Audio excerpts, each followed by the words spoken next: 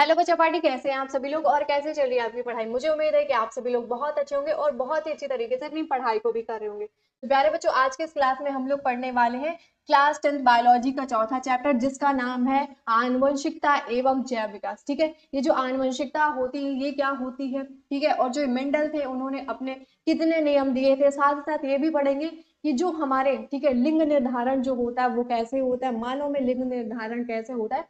इन सभी चीजों के बारे में आज के इस वन शॉर्ट वीडियो में बहुत ही अच्छी तरीके से और बहुत ही डिटेल में बिल्कुल से सिंपल वे में समझेंगे। ठीक है, चलिए अब वीडियो को स्टार्ट करते हैं और एक बार जल्दी से वीडियो को अपने दोस्तों के साथ शेयर कर देंगे। ठीक है, तो जल्दी से क्या करेंगे, दोस्तों के साथ शेयर कर देंगे, फिर अपन लोग क्या करेंगे, इस पूरे चैप्टर को बहुत ही अच्छी तरीके से कवर करेंगे, पढ़ेंगे, समझेंगे। ठीक है, वो भी फुल मौज मस्ती के साथ। यहाँ पे थोड़ा सा मैं आप लोगों को बता दूं कि मैंने आप सभी लोगों के लिए, यानी कि क्लास 10 वाले जो प्यारे प्यारे से बच्चे हैं, उन सभी के लिए एक वन शॉट की प्रहार सीरीज मैंने लॉन्च की थी, जिसमें आपको कंप्लीट साइंस के वन शॉट वीडियोस मिलने वाले हैं। वन शॉट वीडियोस में जो हमारी केमिस्ट्री का पोर्शन था वो सारा का सारा कंप्लीट हो गया है, जिसकी जो लिंक है वो नीचे डिस्क्रिप्शन में दी हुई है। वहां से आप उन सारी वीडियोस को देख सकते हैं और अपने सारे डाउट्स को क्लियर कर सकते हैं। ठीक है, जितने भी आपको डाउट्स हैं केमिस्ट्री में लेकर पहला चैप्टर से लेकर 5वें चैप्टर तक, जितने भी आपके डाउट्स हैं ना, वो अगर आप लोग वो वीडियो को देखते हैं तो सारे के सारे डाउट्स जो है वो आपके क्या हो जाएंगे, क्लियर हो जाएंगे, यानी कि एक भी डाउट नहीं रह जाएगा। अब यहाँ पे हम लोग पढ़ते हैं, क्या पढ़ते हैं, ये चौथे चैप्टर को अपने, यानी कि बायोलॉजी का जो हमारा चौथा चैप्टर है, जिसका नाम है आनुवंशिकता एवं जैव विकास। तो सबसे पहले यहाँ पे हम लोग समझते हैं आनुवंशिकी को। ठीक है, किसको समझते हैं, आनुवंशिकी को समझते हैं। ठीक है, यानी कि जेनेटिक्स को समझते हैं। ये आनुवंशिकी जेनेटिक्स क्या होता है, तो जैसे ये जो जेनेटिक्स है, ठीक है, जो आनुवंशिकी है, जो जेनेटिक्स है, इसका यानी कि शब्द का, ठीक है, जेनेटिक्स शब्द का सर्वप्रथम प्रयोग जो था वो वाटसन, ठीक है, किसने किया था, वाटसन ने किया था। ठीक है, एक वैज्ञानिक थे जिनका नाम था वाटसन। इन्होंने क्या किया था, इन्होंने जेनेटिक शब्द का पहला प्रयोग, यानी कि सर्वप्रथम प्रयोग जो किया था जेनेटिक शब्द का, किसने किया था, वाटसन ने किया था। ठीक है, जेनेटिक्स से संबंधित पहला अध्ययन ग्रेगर जॉन मेंडल ने किया था, या फिर किया के द्वारा किया गया था। जो जेनेटिक्स है, ठीक है, इससे संबंधित जो पहला अध्ययन है, जो पहली स्टडी है, वो किसने की थी, वो ग्रेगर जॉन मेंडल, यानी कि एक वैज्ञानिक थे जिनका नाम था ग्रेगर जॉन मेंडल, जिन्होंने क्या किया था, जिन्होंने अपना क्या किया था, पहला अध्ययन किया था। ठीक है, किसने किया था, ग्रेगर जॉन मेंडल के द्वारा पहला अध्ययन किया गया था। इनके अनुसार जीवों में होने वाले एक लक्षण, ठीक है, जो ग्रेगर जॉन मेंडल थे इनके अनुसार, यानी इन्होंने क्या बताया कि जो जीव में होने वाले एक लक्षण है, ठीक है, एक लक्षण के नियंत्रण करने के लिए, ठीक है, जो एक लक्षण है उसको नियंत्रण करने के लिए वन पेयर ऑफ फैक्टर की जरूरत होती है। ठीक है, जो जीव होते हैं उनके जो लक्षण होते हैं, ठीक है, उनका जो एक लक्षण है उसको क्या करने के लिए, कंट्रोल करने के लिए, उसको नियंत्रण करने के लिए वन पेयर ऑफ फैक्टर की जरूरत होती है, जो कि क्रमशः माता पिता से आते हैं। और ये जो वन पेयर फैक्टर होते हैं ये कहाँ से, ये मदर और फादर से, यानी कि माता और पिता से संतान में आते हैं। ठीक है, कहाँ पे आते हैं, संतान में आते हैं। अगर हम लोग बात करें फादर ऑफ जेनेटिक्स की, तो फादर ऑफ जेनेटिक्स किसको कहते हैं, ग्रेगर जॉन मेंडल को कहते हैं। ठीक है, यहाँ से आपका क्वेश्चन भी पूछा जाता है, ऑब्जेक्टिव क्वेश्चन पूछा जाएगा कि बेटा बताइए कि जो, ठीक है, क्या थे ये फादर ऑफ जो जेनेटिक्स थे, जेनेटिक्स के जो पिता थे, आनुवंशिकी के जो पिता थे, वो कौन थे, तो आप लोग क्या बताएंगे, ग्रेगर जॉन मेंडल थे। ठीक है, कौन थे, ग्रेगर जॉन मेंडल थे। अगर वहीं पे हम लोग बात करें, किसकी बात करें, फादर ऑफ मॉडर्न जेनेटिक्स, ठीक है, किसकी बात करें, फादर ऑफ मॉडर्न जेनेटिक्स, यानी कि आधुनिक आनुवंशिकी के जो पिता थे वो कौन थे, वो टी.एच. मॉर्गन थे। ठीक है, कौन थे,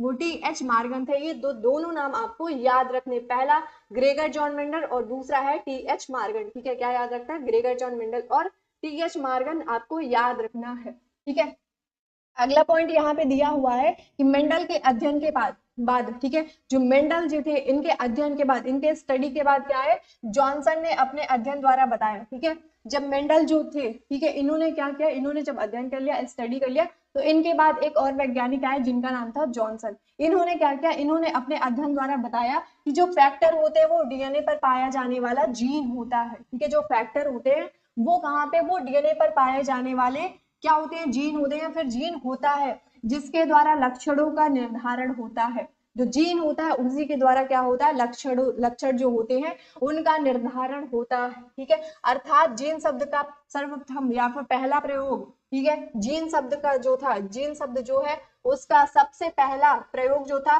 किसने किया था? जॉनसन ने किया था। किसने किया था? जॉनसन ने किया था। जॉनसन ने 1909 ईस्वी में, ठीक है, कब किया था? जॉनसन ने 1909 ईस्वी में जीन की खोज की थी। ठीक है। अगर आपसे पूछा जाए कि बेटा बताओ जीन की खोज किसने की थी, तो आप लोग क्या बताएंगे कि जीन की खोज जॉनसन ने की थी। कब की थी? सन 1909 ईस्वी में की थी। ठीक है। अगला पॉइंट दिया है वाटसन ने। ठीक है, जो वाटसन थे उन्होंने क्या किया? उन्होंने 1905 ईस्वी में सबसे पहले, ठीक है, उन्होंने क्या किया? उन्होंने 1905 ईस्वी में सबसे पहले जेनेटिक शब्द का प्रयोग किया था। ठीक है। जॉनसन ने क्या किया था? जॉनसन ने जीन की खोज की थी। कब की थी? 1906 ईस्वी में। जो वाटसन नाम के वैज्ञानिक थे उन्होंने क्या किया था? उन्होंने 1905 ईस्वी में किसका किसका प्रयोग किया था? सबसे पहले जेनेटिक शब्द का प्रयोग किया था। अगर हम लोग डीएनए की बात करें तो जो डीएनए होता है ये आनुवंशिक गुण का वाहक होता है। क्या इनकी वाहक है? जो जीन हो, सॉरी, डीएनए होता है, ठीक है, डीएनए का फुल फॉर्म क्या होता है भाई? डीएनए का फुल फॉर्म होता है डीऑक्सी, ठीक है, डीऑक्सी राइबोस न्यूक्लिक एसिड। ठीक है, क्या होता है? डीऑक्सी राइबोस न्यूक्लिक एसिड होता है। ये आपको फुल फॉर्म डीएनए का याद रखना है। तो डीएनए क्या होता है? डीएनए आनुवंशिक गुण का वाहक होता है। ठीक है, क्या होता है? आनुवंशिक गुण का वाहक होता है। तो ये सारे के सारे पॉइंट आपको याद रखने हैं, एक एक करके सारे पॉइंट आपको याद रखने हैं। अब यहाँ पे हम लोग पढ़ते हैं आनुवंशिकी के बारे में। अभी तक हम लोग आनुवंशिकी के बारे में ही पढ़े थे, किसका सर्वप्रथम प्रयोग किसने किया था, ठीक है, इसका अध्ययन किसने किया था। अब यहाँ पे समझते हैं कि आनुवंशिकी क्या है, जेनेटिक्स क्या है। लक्षणों के वंशागत होने एवं विभिन्नताओं, ठीक है, जो लक्षण है, ठीक है, क्या है? जो लक्षण है और जो क्या है, जो विभिन्नताएं हैं, इनका अध्ययन ही क्या कहलाता है? इनका अध्ययन ही आनुवंशिकी कहलाता है। क्या कहलाता है? आनुवंशिक, यानी कि जेनेटिक्स कहलाता है। अगर हम लोग आनुवंशिकता की बात करें, हेरिडिटी की बात करें, ठीक है, यहाँ पे आपको कंफ्यूज नहीं होना है। आनुवंशिकी जेनेटिक्स को कहते हैं, आनुवंशिकता क्या कहते हैं? हेरिडिटी को कहते हैं। ठीक है, यानी कि इंग्लिश में इसको हेरिडिटी बोलते हैं। तो एक पीढ़ी से दूसरी पीढ़ी में लक्षणों का स्थानांतरण ही क्या कहलाता है? हमारा आनुवंशिकता कहलाता है। एक पीढ़ी से दूसरी पीढ़ी में जो लक्षण होते हैं उनका जो स्थानांतरण होता है वो क्या कहलाता है? वो हमारा आनुवंशिकता कहलाता है, यानी कि हेरिडिटी कहलाता है। ठीक है, यहाँ तक डन है। अब जल्दी से एक बार क्या करेंगे, जल्दी से एक बार सभी लोग वीडियो को अपने दोस्तों के साथ शेयर कर देंगे। फिर क्या करेंगे, फिर अपन लोग इस पूरे चैप्टर्स को अच्छे तरीके से पढ़ेंगे, अच्छी तरीके से समझेंगे। ठीक है, यहाँ पे अगर मैं बात करूं, किसकी बात करूं? आनुवंशिक लक्षण की, है ना। अभी हमने आनुवंशिकी पढ़ा, है ना, आनुवंशिकता हमने पढ़ा क्या होता है ना, समझा क्या होता है। यहाँ पे अगर हम लोग बात करें आनुवंशिक लक्षण की, किसकी बात करें? आनुवंशिक जो हमारे लक्षण होते हैं तो क्या होते हैं? जीवधारियों में, ठीक है, जो जीवधारी है, जीवधारियों के अनेक लक्षण माता पिता के माध्यम से उनकी संतानों में पीढ़ी दर पीढ़ी चलते हैं। क्या कह रहा है? जो जीवधारी होते हैं उनके जो अनेक लक्षण होते हैं वो माता पिता से, यानी कि उनके पेरेंट्स से, ठीक है, मदर से और फादर से के माध्यम से क्या होते हैं? उनकी संतानों में, ठीक है, उनकी संतानों में पीढ़ी दर पीढ़ी चलते हैं। जैसे जैसे मान लो आप हो, है ना, आपके मम्मी पापा हैं, तो आपके मम्मी पापा में जो लक्षण होंगे, ठीक है, जो लक्षण होंगे वो आप में भी कुछ आएंगे। ठीक है, क्या होंगे? आप में भी कुछ आएंगे। आप में जो लक्षण होंगे वो फिर आपके बच्चे में आएंगे। तो इसी तरह ये जो लक्षण है ये क्या होते हैं? ये पीढ़ी दर पीढ़ी चलते रहते हैं। ठीक है, क्या होते हैं? पीढ़ी दर पीढ़ी चलते रहते हैं। संतानों में माता पिता से प्राप्त गुणों को पैतृक गुण, ठीक है, जो संतान होते हैं, जैसे आप लोगों के मम्मी पापा हैं, आप हैं, तो आप क्या है? अपने मम्मी पापा की संतान है। ठीक है, क्या है? अपने मम्मी पापा की संतान है। तो ये जो आप हैं, यानी कि आप जो संतान है, इसमें आप में क्या होता है? आपके जो मम्मी पापा हैं उनसे जो प्राप्त आपको गुण है वो क्या कहलाते हैं? वो पैतृक गुण, या फिर उन्हीं को हम लोग आनुवंशिक लक्षण कहते हैं। ठीक है, क्या कहते हैं? उन्हीं गुण को हम लोग या फिर पैतृक गुण कहते हैं या फिर आनुवंशिक लक्षण कहते हैं। जो गुण आपके मम्मी पापा से आपको मिले हैं, ठीक है, उनको हम लोग क्या कहेंगे? उन्हें हम पैतृक गुण या फिर आनुवंशिक लक्षण कहेंगे। ठीक है, आनुवंशिकता लक्षण कहेंगे। विभिन्नता या फिर विविधता की बात करें, यानी कि वेरिएशन की बात करें, तो जनक और संतति के लक्षणों की असमानता को ही विविधता कहते हैं। ठीक है, जैसे जैसे क्या हो, मान लो मैं हूँ, ठीक है, मेरे मम्मी पापा हैं, ठीक है, मैं हूँ और मेरे मम्मी पापा हैं। तो मेरे मम्मी पापा में जो लक्षण होंगे, ठीक है, जैसे मेरे मम्मी पापा करते हैं, जैसे मेरे मम्मी पापा हैं, एज इट इज मैं वैसे ही नहीं करूंगी। ठीक है, मेरे में क्या होंगे? मेरे में कुछ वेरिएशन आएंगे, कुछ विभिन्नता आएंगी। ठीक है, क्या होंगे? कुछ विभिन्नता, यानी कि असमानता आएगी। और ये जो असमानता है इसी को हम लोग क्या बोलते हैं? इसी को हम लोग विविधता यानी कि विभिन्नता वेरिएशन बोलते हैं, ठीक है। जो जनक है और जो संतति है, ठीक है, संतति के जो लक्षण है उनमें क्या हो, अगर उनमें असमानता है, ठीक है, वो एक समान नहीं है, तो उसी को हम लोग क्या कहते हैं, उसी को हम लोग विविधता कहते हैं, ठीक है, वेरिएशन कहते हैं। अब यहाँ पे जो वेरिएशन होती है ना, वो दो टाइप्स की होती है, ठीक है, जो वेरिएशन होती है, विविधता होती है, वो दो टाइप्स की होती है। पहली हमारी होती है शारीरिक विविधता और दूसरी हमारी होती है जनक कोशिका विविधता, ठीक है। क्या होती है, शारीरिक कोशिका विविधता हो गई, दूसरी हमारी हो गई जनक कोशिका विविधता। तो सबसे पहले हम लोग पढ़ते हैं शारीरिक कोशिका विविधता के बारे में। तो शारीरिक कोशिका विविधता क्या होती है कि यह शारीरिक कोशिका में आती है, ठीक है। जो शारीरिक कोशिका विविधता होती है ये किसमें, ये शारीरिक कोशिका में आती है। अगला पॉइंट दिया है, ये अगली पीढ़ी में स्थानांतरित नहीं होते हैं, ठीक है। ये जो विविधता होती है, शारीरिक विविधता होती है, ये अगली पीढ़ी में क्या होती है, स्थानांतरित नहीं होती। जैसे जैसे मान लो मैं हूँ, ठीक है, मैं हूँ, मैंने क्या किया, मैंने अपने कान, है ना, मैंने कान में क्या पहना, मैंने छोटे छोटे से, ठीक है, पहना है, मैंने कान पे पहना है, मेरे कान क्या है, मेरे कान में होल्स है, ठीक है। अब ऐसा नहीं है कि मेरे से जो संतान होगी, ठीक है, मेरी जो संतान होगा उसमें ही, ठीक है, उसमें ही ऐसे ही वो होल्स होंगे, वो ऐसे ही पहन के हो जाएगा, ऐसा नहीं होगा। क्यों, क्योंकि यहाँ पे क्या हो रही है, यहाँ पे शारीरिक विविधता हो रही है। तो ये जो विविधता है ये क्या होती है, ये अगली पीढ़ी में स्थानांतरित नहीं होती है। कौन सी, जो हमारी शारीरिक कोशिका विविधता आती है। अगला पॉइंट दिया है, जैव विकास में सहायक नहीं होती है, ठीक है। जो शारीरिक विविधता होती है वो जैव विकास में सहायक नहीं होती है, ठीक है। फिर अगला पॉइंट की अगर हम लोग बात करें तो अगला पॉइंट हमारा क्या दिया हुआ है, इन्हें उपार्जित लक्षण भी कहा जाता है, ठीक है। जो शारीरिक कोशिका विविधता होती है उसे हम लोग क्या कहते हैं, उसे हम लोग कहते हैं उपार्जित लक्षण भी कहते हैं, ठीक है। क्या कहते हैं, उपार्जित लक्षण भी कहते हैं, ठीक है। चलो भाई, ये देखो ये क्या हो गया, देख रहे हो, ये पढ़ाने नहीं दे रहा है, कह रहा है कि दीदी हट जाओ, हम ही पढ़ा देते हैं ना, इतना इजी सा टॉपिक है, हम ही पढ़ा देते हैं, आप मत पढ़ाओ, ठीक है। ये जो लक्षण होते हैं इन्हें हम क्या कहते हैं, इन्हें हम उपार्जित लक्षण भी कहते हैं, ठीक है। जैसे उदाहरण में हो गया कानों में छेद, ठीक है, जो कान है उनमें छेद करना हो गया।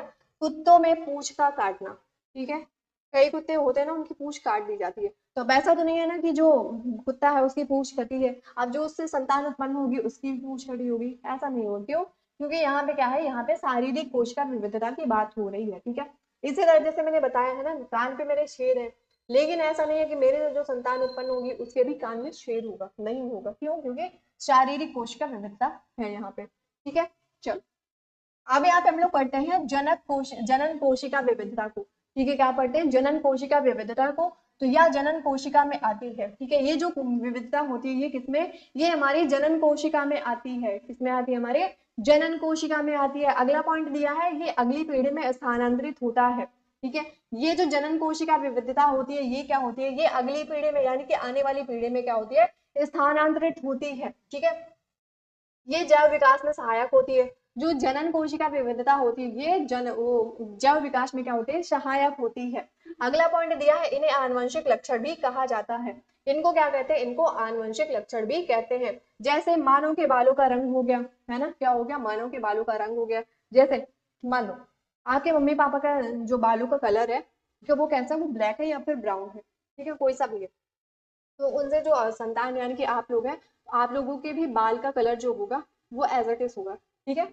ऐसे ही होगा, अगर ब्लैक है तो ब्लैक होगा, ब्राउन है तो ब्राउन होगा, ठीक है। जैसे क्या उदाहरण में क्या दिया है, मानव के बालों का रंग हो गया, मानव शरीर की लंबाई हो गई, है ना, क्या हो गया, मानव शरीर की लंबाई हो गई। जैसे मेरे मम्मी पापा क्या है, वो दोनों भी लंबे हैं, और मैं क्या हूँ, मैं भी लंबी हूँ, है ना। ऐसा तो नहीं मैं छोटी हो गई, नहीं, मैं भी लंबी हूँ, मेरे मम्मी पापा भी क्या है, मेरे मम्मी पापा भी लंबे हैं, और मैं क्या हूँ, मैं भी लंबी हूँ, ठीक है। तो ये क्या हो गया, मानव शरीर की लंबाई में भी क्या होता है, ये शारीरिक वो जनन कोशिका विविधता में आता है, ठीक है, उसका उदाहरण होता है। अब यहाँ पे हम लोग पढ़ते हैं वंशानुगत लक्षण को, ठीक है। क्या पढ़ते हैं, वंशानुगत लक्षण को पढ़ते हैं कि वंशानुगत लक्षण क्या होते हैं। और अगर अभी तक वीडियो को आपने शेयर नहीं किया है ना, तो एक बार जल्दी से आप क्या करेंगे, वीडियो को शेयर कर देंगे। और नीचे डिस्क्रिप्शन में टेलीग्राम की लिंक दी हुई है, जिसको आप लोग जाके वहां से टेलीग्राम चैनल को ज्वाइन कर सकते हैं। टेलीग्राम चैनल को जब आप ज्वाइन करते हैं तो वहां पे आपको फ्री में पैनल पीडीएफ और कंप्लीट साइंस की नोट्स प्रोवाइड की जाएंगी, वो भी बिल्कुल से फ्री में, फ्री ऑफ कॉस्ट, ठीक है, यानी कि कोई भी रुपए नहीं लगेंगे आपके। और नीचे डिस्क्रिप्शन में प्लेलिस्ट की लिंक भी दी हुई है, उसमें मैंने आपको स्टार्टिंग में बताया था कि हमने क्या किया, हमने केमिस्ट्री के सारे चैप्टर्स को कवर कर लिया, सारे चैप्टर्स को बहुत ही अच्छी तरीके से और बहुत ही डिटेल में पढ़ लिया है, ठीक है, तो उन सबके वन शॉट वीडियोस भी पढ़े हैं, तो प्लेलिस्ट आप चेक करिए, वहां से वो सारे वीडियोस को देखिए और अपने सारे डाउट्स को क्लियर करिए, ठीक है। एक भी डाउट नहीं रहना चाहिए, क्योंकि बेटा अब आपके जो बोर्ड एग्जाम है ना वो भी पास में आ गए हैं और आपके पास टाइम जो है ना बहुत कम बचा हुआ है ना, तो इस टाइम को आपको वेस्ट नहीं करना है, आपको इस टाइम को यूटिलाइज करना है, ठीक है, अपनी पढ़ाई में, ठीक है, ऐसे घूमने नहीं जाना है आपको, ठीक है, मतलब ऐसा नहीं है कि घूमने नहीं जाओ, घूमने के लिए नहीं मना करे, लेकिन ज्यादा से ज्यादा आप सेल्फ स्टडी करो, ठीक है, अच्छे से पढ़ाई करो, और जब घूमने का टाइम आएगा तो घूमे भी अच्छे खासे, है ना, क्योंकि अभी वो टाइम है, अगर अभी आपने घूमने में, है ना, खेलने में, इधर उधर करने में वेस्ट कर दिया ना, तो ये जो टाइम है ना ये दोबारा आपको नहीं मिलने वाला है, फिर बाद में आपके पास सिर्फ और सिर्फ रिग्रेट ही रह जाएगा, है ना, तो इससे अच्छा ये है कि अभी जो टाइम है उसको सही तरीके से हम यूज कर लें, उसको सही तरीके से यूटिलाइज कर लें, है ना, अपनी पढ़ाई में, और फिर आगे चलकर क्या है, आगे चलकर तो फिर मौज मस्ती ही करनी है ना। चलिए यहाँ पे समझते हैं वंशानुगत लक्षण को।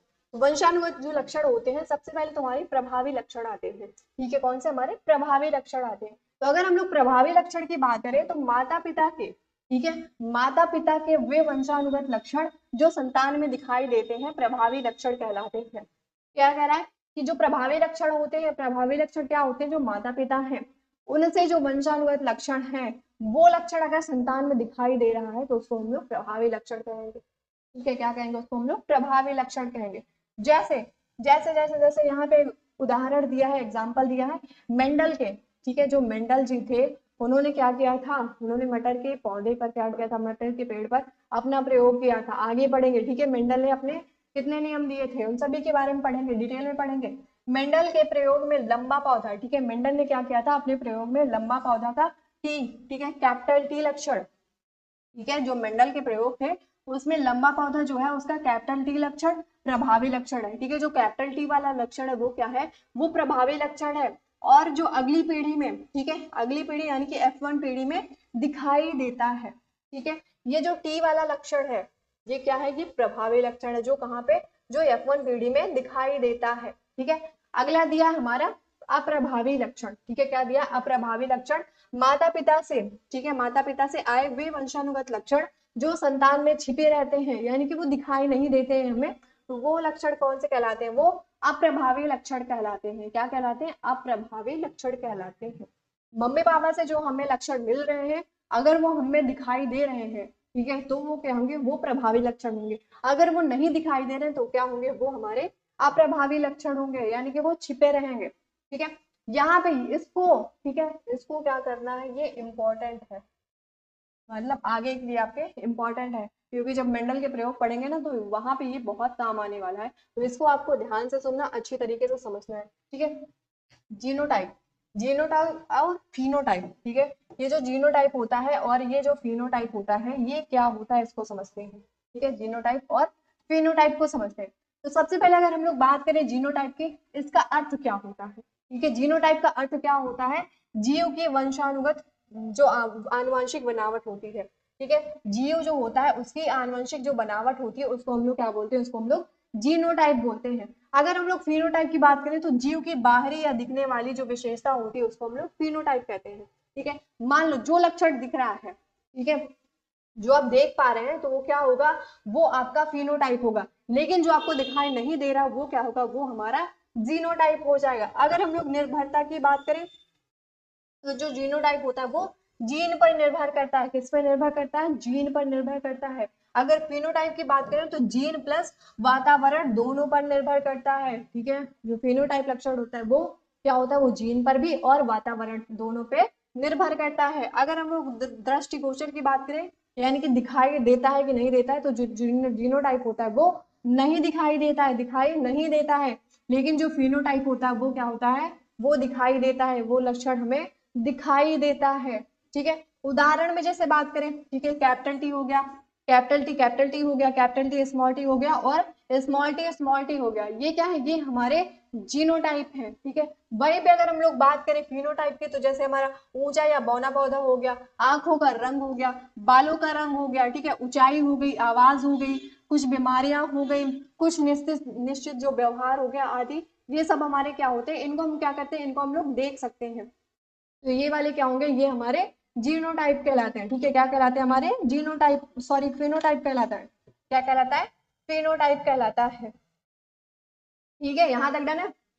एक बार जल्दी से इसका स्क्रीनशॉट ले लेंगे, फिर आगे बढ़ते हैं। ठीक है, क्या करते हैं, फिर आगे बढ़ते हैं। चलो, ले लिया स्क्रीनशॉट। अब यहाँ पे हम लोग पढ़ते हैं मेंडल का योगदान। ठीक है, क्या पढ़ते हैं, यहाँ से अब हमारी कहानी स्टार्ट होती है, जो कि आपके बोर्ड एग्जाम के लिए बहुत इंपॉर्टेंट होने वाली है। ठीक है, यहाँ से क्या पूछा जाता है, यहाँ से आपके मेंडल के नियम पूछे जाते हैं।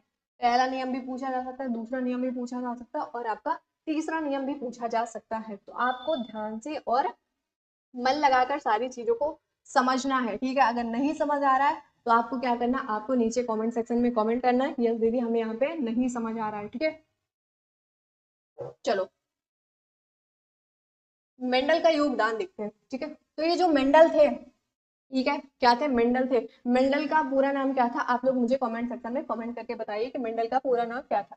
मेंडल ने अपने प्रयोग में मटर, ठीक है, मेंडल जो अपना प्रयोग किए थे उसमें उन्होंने क्या लिया था, उसमें उन्होंने मटर लिया था। ठीक है, मटर का जो वैज्ञानिक नाम था वो क्या था, वो है पाइजम सटाइवम। ठीक है, क्या है, पाइजम सटाइवम था। मटर का वैज्ञानिक नाम क्या है, पाइजम सटाइवम है, का उपयोग किया। ठीक है, मेंडल जो थे, मेंडल ने अपने प्रयोग में मटर का प्रयोग किया या फिर उपयोग किया। ठीक है, मेंडल ने अपने प्रयोग में किसका, मटर का प्रयोग किया। ठीक है, पौधे चुनने का कारण, अगर हम लोग यहाँ पे एक क्वेश्चन आएगा ना कि दीदी ये बताओ, ये जो मटर का पौधा था, मटर का ही पौधा क्यों क्यों लिए है, चने का क्यों नहीं लिए, सरसों का क्यों नहीं लिए है ना, और गेहूं का क्यों नहीं लिए, धान का क्यों नहीं लिए है, मटर का क्यों नहीं लिए हैं। तो अगर हम लोग कारण की बात करें, ठीक है, किसकी बात करें, कारण की बात करें, तो पौधे का जो जीवन काल है वो बहुत छोटा था। ये मटर जो है उसका जो जीवन काल है वो छोटा है, कितने का होता है, 3 से 4 माह का होता है। कितना होता है, 3 से 4 माह का होता है। ठीक है, और मटर के पौधों में, ठीक है, और जो मटर था उसके पौधों में विभिन्न प्रकार के गुण मौजूद होना। ठीक है, कारण क्या था मटर का पौधा लेना, जो मेंडल थे उन्होंने अपने प्रयोग में मटर का पौधा ही क्यों लिया, तो उसका क्या कारण था, उसका कारण था जो पौधा है उसका जो जीवन काल है वो छोटा है। ठीक है, साथ ही साथ ये जो मटर है, ठीक है, इसमें पौधों में क्या होते हैं, इसमें इसके पौधों में विभिन्न प्रकार के गुण मौजूद होना। ठीक है, दूसरा कारण ये हो गया। मेंडल ने अपने पौधों में, ठीक है, मेंडल ने मटर के पौधों का अध्ययन 2 प्रयोगों के आधार पर किया। जो मेंडल थे उन्होंने क्या किया, उन्होंने मटर के पौधों का जो अध्ययन किया 2 प्रयोगों के आधार पर किया। पहला था हमारा एकल संकरण, जिसको हम लोग मोनोहाइब्रिड बोलते हैं, मोनोहाइब्रिड क्रॉस बोलते हैं। दूसरा हमारा आता है द्विसंकरण, जिसको हम लोग बोलते हैं डाइहाइब्रिड, डाइहाइब्रिड क्रॉस बोलते हैं। ठीक है, तो अब एक एक करके समझते हैं कि हमारा जो एकल संकरण होता है ये क्या होता है। ठीक है, चल यहाँ पे अगर हम लोग पढ़े, ठीक है, क्या पढ़े, यहाँ पे दिया हुआ है कि मेंडल ने वंशागत के, ठीक है, मेंडल ने क्या किया था, मेंडल ने वंशागत के कुछ मुख्य नियम प्रस्तुत किए थे। ठीक है, जो मेंडल थे उन्होंने वंशागत के क्या किए थे, कुछ नियम प्रस्तुत किए थे। मेंडल को आनुवंशिकी के जनक के नाम से भी जाना जाता है या फिर जानते हैं। ठीक है, क्या करते हैं, मेंडल को, मेंडल जो थे उनको आनुवंशिकी के जनक के नाम से जाना जाता है। तो स्टार्टिंग में मैंने आपको बताया था, अगर आपको याद है तो, ठीक है, स्टार्टिंग में ही ये चीज मैंने आपको बता दी थी। मेंडल ने मटर के पौधों में, ठीक है, मेंडल ने क्या किया था, मेंडल ने मटर के पौधों के अनेक विपर्याशी यानी कि विकल्पी, ठीक है, क्या है, विकल्पी लक्षणों का अध्ययन किया जो स्थूल रूप से दिखाई देते हैं।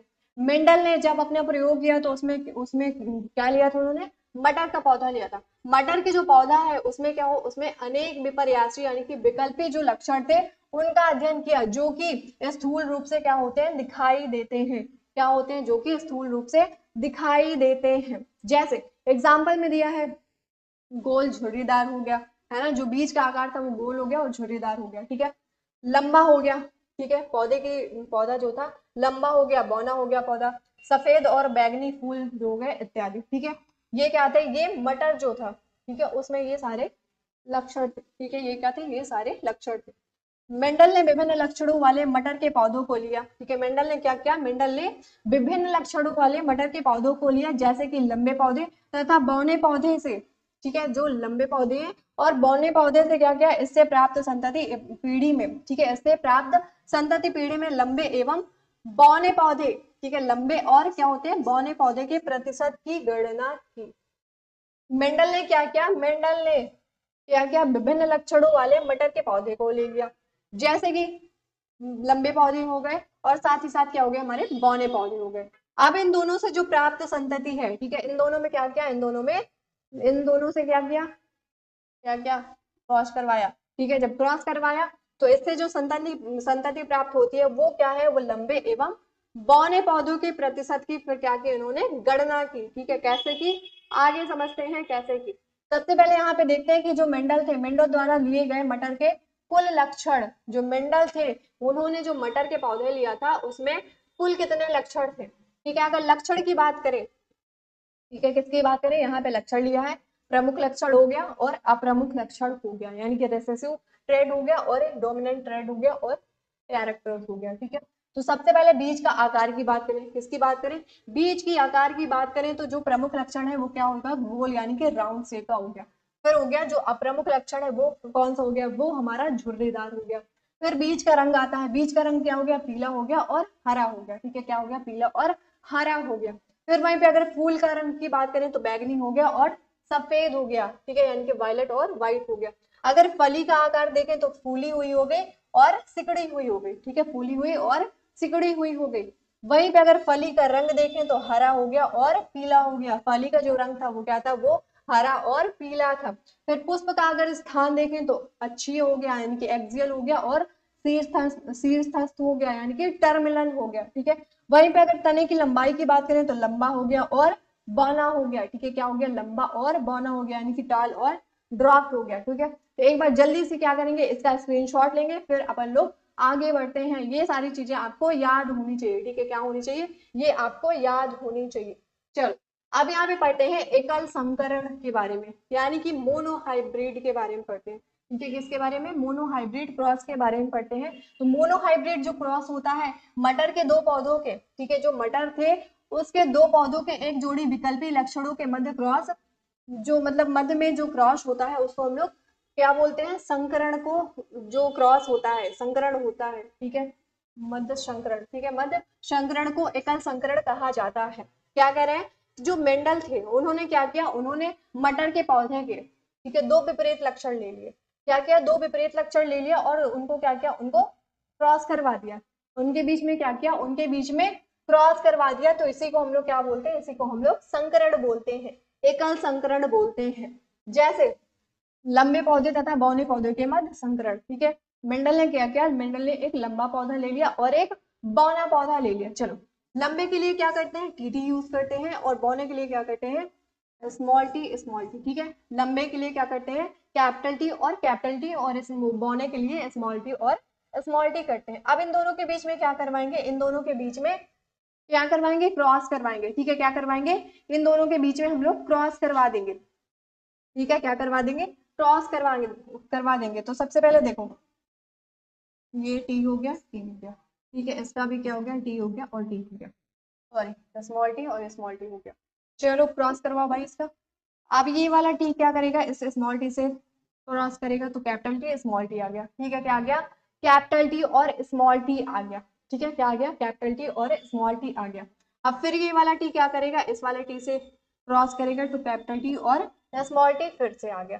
फिर क्या करेगा, ये वाला टी इस वाले टी से क्रॉस करवाएंगे तो कैपिटल टी और स्मॉल टी। फिर ये वाला टी क्या करेगा, इस वाले टी से, तो कैपिटल टी और स्मॉल टी आ गया। ठीक है, क्या आ गया, कैपिटल टी और स्मॉल टी आ गया। ठीक है, क्या आ गया, कैपिटल टी और स्मॉल टी आ गया। अब यहाँ पे आपको बताना है, ठीक है, इसका जो जीनोटाइप है और जो फिनोटाइप है।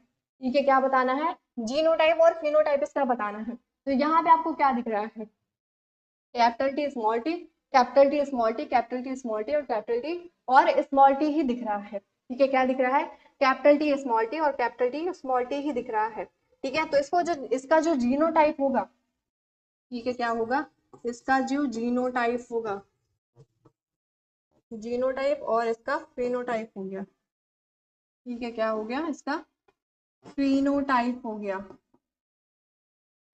फेनोटाइप हो गया। ठीक है, जीनोटाइप की अगर हम लोग बात करें तो इसमें क्या होंगे, इसमें 100%, ठीक है, क्या होंगे इसमें 100% जो, अरे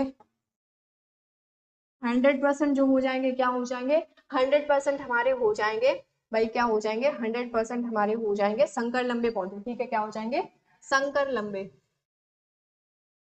संकर लंबे। ठीक है, क्या हो जाएंगे, संकर लंबे पौधे हो जाएंगे।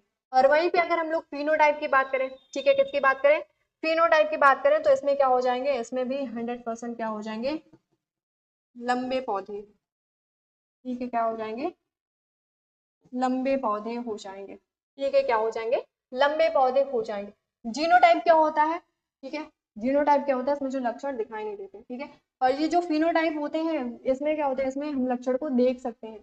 जैसे जैसे क्या हो गया, जो पौधा हमारा है ना, लंबा है, बौना है, ऊंचा है ना, और आंख का कलर हो गया ना, और बाल का कलर हो गया, ये सारी चीजें क्या, बीमारियां हो गई, ये सारी चीजें क्या होती है, ये सारी की सारी चीजें हमारे फिनोटाइप में आते हैं। ठीक है, तो यहाँ तक समझ आया, अब आगे बढ़ते हैं।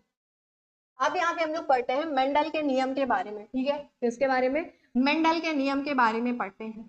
तो मेंडल जो थे, ठीक है, मेंडल ने जो प्रयोग किए थे, ठीक है, जो मेंडल ने प्रयोग किए थे, और उसके निष्कर्ष के आधार पर उन्होंने क्या किया था, 3 प्रकार के नियम प्रस्तुत किए थे। ठीक है, मेंडल जो थे उन्होंने कितने नियम दिए थे, 3 नियम दिए थे। पहला हमारा आता है प्रभाविता का नियम, दूसरा हमारा आता है पृथक्करण का नियम, तीसरा हमारा आता है स्वतंत्र अपव्यूहन का नियम। ठीक है, क्या आता है, स्वतंत्र अपव्यूहन का नियम आता है। आप देखो, अभी जो प्रभाविता का नियम है और हमारा पृथक्करण का नियम है ना, ये किस पर आधारित है, ये हमारा एकल संकरण,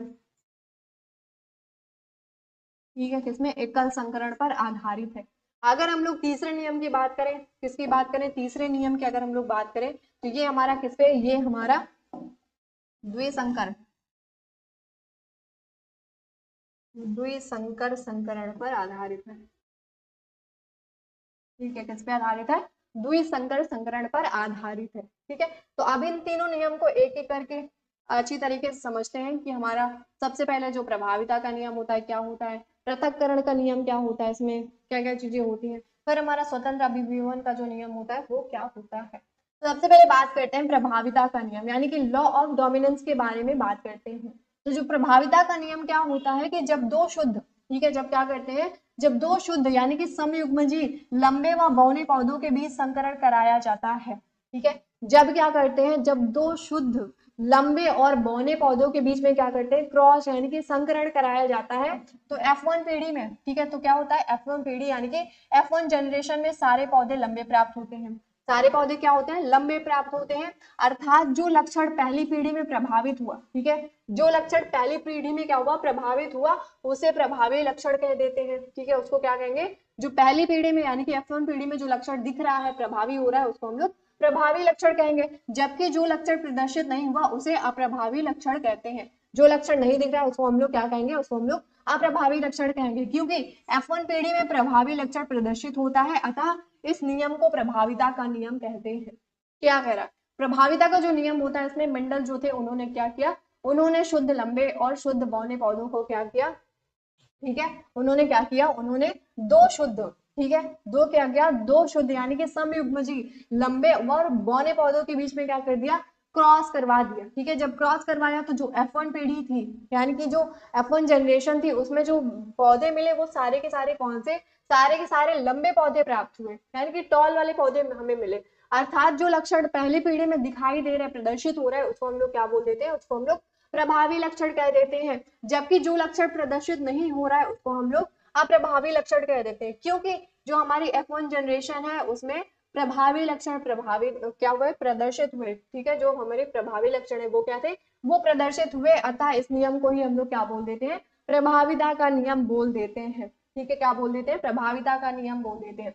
जैसे जनक हो गया हमारा, ठीक है, स्टार्टिंग अभी मैंने जस्ट पीछे बताया था, तो इसमें क्या किया था, इसमें शुद्ध लंबे और बौने पौधे हैं। ठीक है, शुद्ध लंबे हमारा क्या होगा, कैपिटल टी कैपिटल टी, शुद्ध बौना क्या होगा, हमारा स्मॉल टी हो गया। ठीक है, क्या हो गया, स्मॉल टी। जब इन दोनों के बीच में क्रॉस करवाएंगे तो ये टी अलग हो गया। ठीक है, इसमें इसका युग्मक निकालेंगे तो क्या हो जाएगा, कैपिटल टी स्मॉल टी और स्मॉल टी हो गया। ठीक है, तो अब ये वाले कैपिटल टी से क्या करेंगे, इस वाले स्मॉल टी से क्रॉस करवा देंगे तो हमें क्या मिलेगा, हमें मिलेगा कैपिटल टी स्मॉल टी। फिर क्या करेंगे, फिर इसी कैपिटल टी से जाके ये वाले स्मॉल टी से हम लोग क्या करेंगे, क्रॉस करवा देंगे तो हमें क्या मिलेगा, कैपिटल टी और स्मॉल टी। ठीक है, क्या मिल जाएगा, कैपिटल टी और स्मॉल टी मिल जाएगा। उसी तरह फिर क्या करेंगे, इस वाले टी से ये वाले टी से यानी कि कैपिटल टी और स्मॉल टी से क्रॉस करवाएंगे तो कैपिटल टी और स्मॉल टी हमें मिल जाएगा। फिर कैपिटल टी से और इस स्मॉल टी से क्रॉस करवाएंगे तो हमें कैपिटल टी और स्मॉल टी मिल जाएगा। ठीक है, तो जो हमारी F1 पीढ़ी है ये हमारी क्या है, ये हमारी F1 पीढ़ी है। ठीक है, क्या है, ये हमारी F1 पीढ़ी है। तो F1 पीढ़ी में सारे के सारे जो पौधे हैं वो क्या है, वो लंबे हैं। ठीक है, क्या है, लंबे हैं। क्यों, क्योंकि ये जो टी है कैपिटल टी सब में है ना, कैपिटल टी सब में है, तो इसमें क्या है, प्रभावी लक्षण दिखाई दे रहा है, प्रदर्शित हो रहा है, इसलिए इसे हम क्या बोल देते हैं, इसलिए हम इसको प्रभाविता का नियम बोल देते हैं। ठीक है, तो F1 पीढ़ी में हमें सारे के सारे पौधे जो हैं वो कैसे मिले, वो सारे के सारे पौधे हमें लंबे मिले। ठीक है, कैसे मिले, हमें लंबे मिले। ठीक है, चल अब पढ़ते हैं यहाँ पे हम लोग पृथक्करण का नियम। ठीक है, क्या पढ़ते हैं, पृथक्करण का नियम पढ़ते हैं कि पृथक्करण का नियम क्या होता है। तो जब F1 पीढ़ी से प्राप्त संतति का, ठीक है, जो F1 पीढ़ी में हमें प्राप्त संतति थी उसको हम लोग क्या करते हैं, उसको हम लोग आपस में स्वपरागण करवा देते हैं या फिर स्वपरागण कराया जाता है। तो ये जो F2 पीढ़ी है, ठीक है, F2 पीढ़ी में जो फिनोटाइप है इसका वो 3:1 के, ठीक है, किसमें, 3:1 के, तथा जो जीनोटाइप है वो 1:2:2 में लक्षण देखने को मिलते हैं, जिसे युग्मकों की शुद्धता का नियम भी कहते हैं। ठीक है, जो हमारा पृथक्करण का नियम होता है इसको हम लोग युग्मकों की शुद्धता का नियम से भी जानते हैं। ठीक है, युग्मकों की शुद्धता के नियम के नाम से भी जानते हैं। तो हमारा जो पृथक्करण का नियम होता है क्या कहता है कि जो हमारी F1 में पीढ़ी प्राप्त हुई, F1 पीढ़ी में जो हमें संतति प्राप्त हुई थी उसको हम लोग क्या कर देते हैं, उसको हम लोग आपस में उसका स्वपरागण करवा देते हैं। क्या करवा देते हैं, स्वपरागण करवा देते हैं। तो ये जो हमारी F2 पीढ़ी है, ठीक है, तो क्या है, जो हमारी F2 पीढ़ी है इसमें हमें जो फिनोटाइप प्राप्त होता है वो कितना, वो 3:1 के अनुपात में प्राप्त होता है, और साथ ही साथ जो जीनोटाइप हमें मिलता है वो 1:2:1 के अनुपात में मिलता है। ठीक है, ये जो लक्षण देखने को मिल रहे हैं, ठीक है, इन्हें हम लोग क्या कहते हैं, इन्हें हम लोग युग्मकों की शुद्धता का नियम भी कहते हैं। ठीक है, क्या कहते हैं, युग्मकों की शुद्धता का नियम भी कहते हैं। अब देखेंगे, यहाँ पे देखेंगे। ठीक है, देखो हमने क्या लिया, हमने अशुद्ध लंबा ले लिया और हमने अशुद्ध लंबा पौधा ले लिया। क्या ले लिया, अशुद्ध लंबा और अशुद्ध लंबा पौधा ले लिया।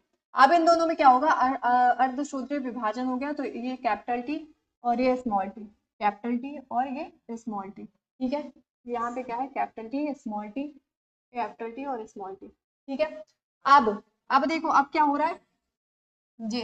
ठीक है, ये कैपिटल टी क्या करेगा, इस वाले कैपिटल टी से क्रॉस करवाएंगे तो हमें क्या मिलेगा, कैपिटल टी और कैपिटल टी मिलेगा।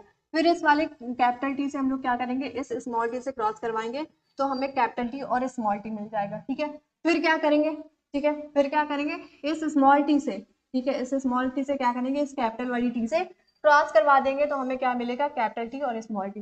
फिर इस स्मॉल वाले टी से हम लोग क्या करेंगे, स्मॉल टी से क्रॉस करवा देंगे तो क्या मिलेगा, स्मॉल टी और स्मॉल टी मिल गया। ठीक है, क्या मिल गया, स्मॉल टी मिल गया। ठीक है, तो ये वाली कौन सी पीढ़ी है, ये हमारी F2 जनरेशन हो गई, यानी कि F2 पीढ़ी हो गई। यहाँ पे क्या करवा रहे हैं, यहाँ पे हम लोग स्वपरागण करवा रहे हैं।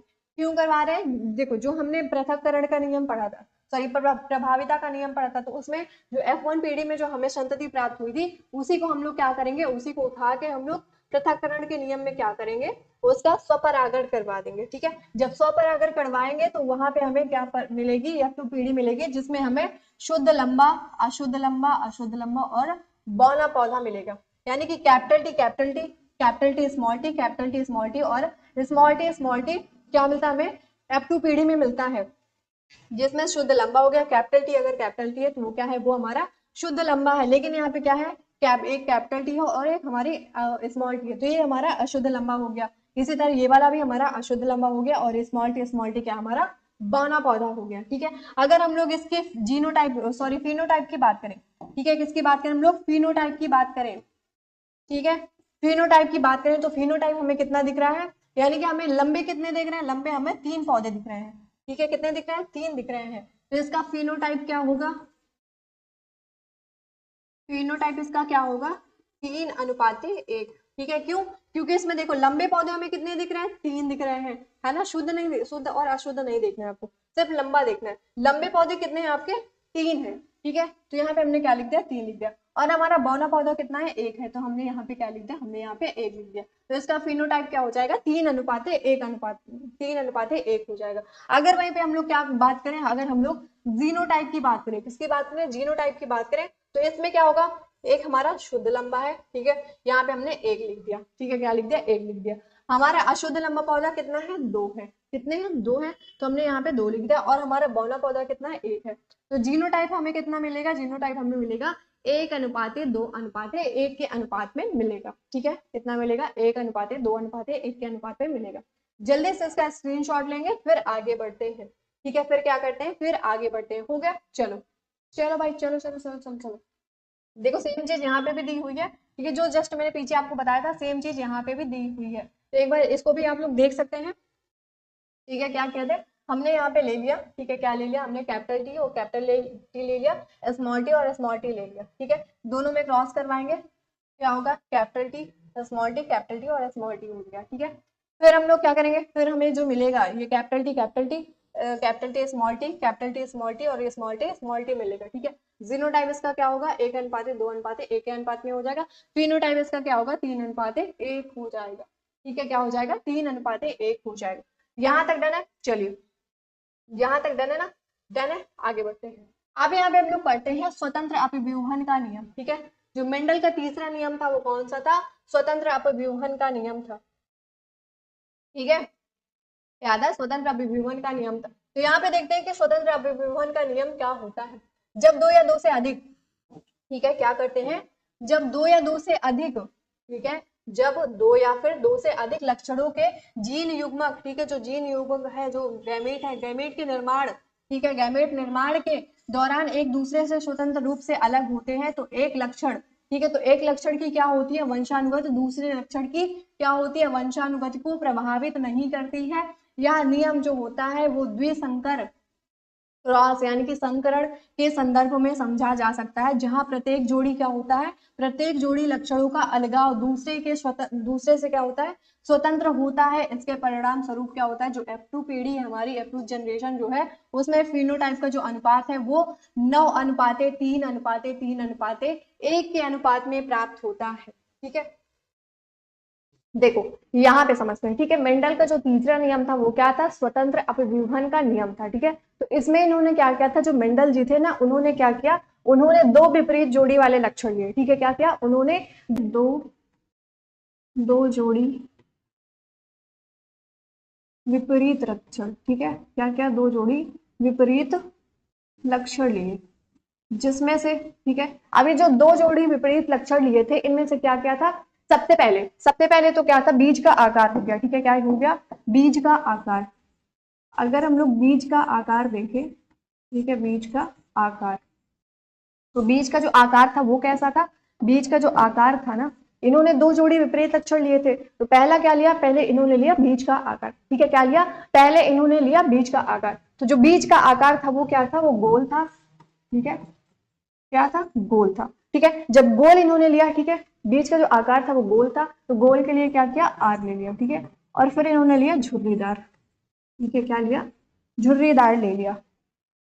झुर्रीदार, झुर्रीदार के लिए क्या लिया इन्होंने? स्मॉल आर लिया। ठीक है, गोल के लिए कैपिटल आर हो गया, और जो झुर्रीदार था उसके लिए क्या हो गया? उसके लिए हो गया स्मॉल आर। ठीक है, पहला क्या लिया? पहला इन्होंने बीज का आकार लिया। दूसरे पे इन्होंने क्या लिया? दूसरे पे इन्होंने लिया बीज का रंग।